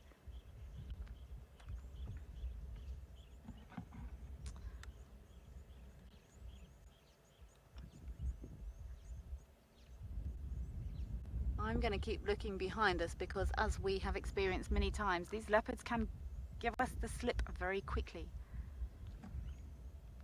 And if this leopard does pop out of this bush and come across the cut line, I hope all our leopard experts are standing by for an ID. I still can't believe who identified that tortoise pan male when he was just a pair of ears sticking out the grass. I still thought it was a lion. I'm also excited for some spots. I don't want to raise your hopes too high. Oh, the vehicle that just went in is reversing. And now it's going forward. This fills me with hope. I'm just going to put the radio on. I don't want to get in anyone's way here. But we will just quietly sit here, I guess. We can't drive in there. This is over our property boundary. So, yeah, let's sit here and see if a leopard turns up. Only in Juma.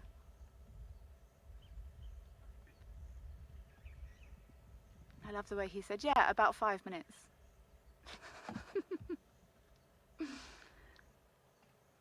It's nice, all the vehicles here, we do all work together. We all try and help each other out as much as possible. Well, this vehicle has turned sideways, who's crossed in here, which fills me with hope. Otherwise, he would still be circling around.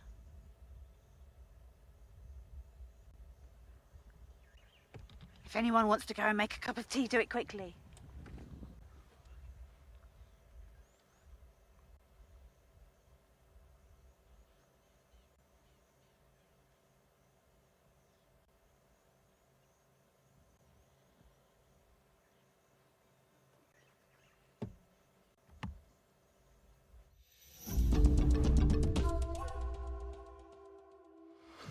Yes, welcome back everybody. I was just sitting back at Treehouse Dam. I was taking a look exactly what's happening around at the dam area, but we just got the beautiful big boy hippo. Of course, the male hippo that's all by himself in the dam. Fortunately, the dam is not that huge to accommodate more than one male. So it is nice to see. Well, sometimes you can have a female and a calf and a male, but most of the times you'll find these older males tend to just venture on by themselves and use 2 or 3 dams in the area as their territory, as their watering hole. Definitely on a hot day like this, I'm sure he definitely did not go and venture out around during the daytime. I'm sure he definitely kind of just spent most of the day in the water.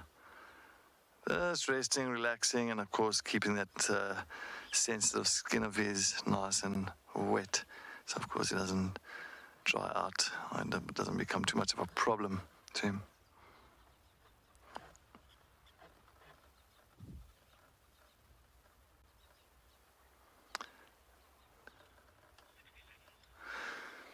Temperature has dropped a little bit, not substantially, but it has dropped a little bit. So it is now maybe about 2 or 3 degrees Celsius less than what it was when we did start.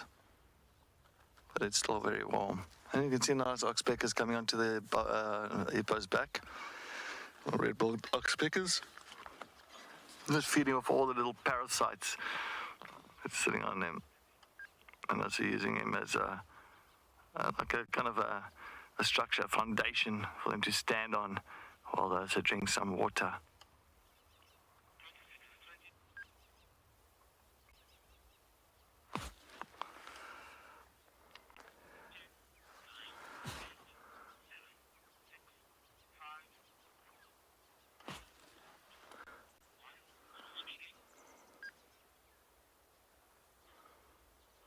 Good afternoon, Jordan.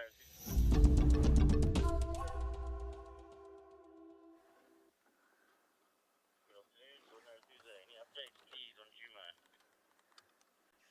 We are very close to the dam and we have just found this beautiful saddle-billed stork.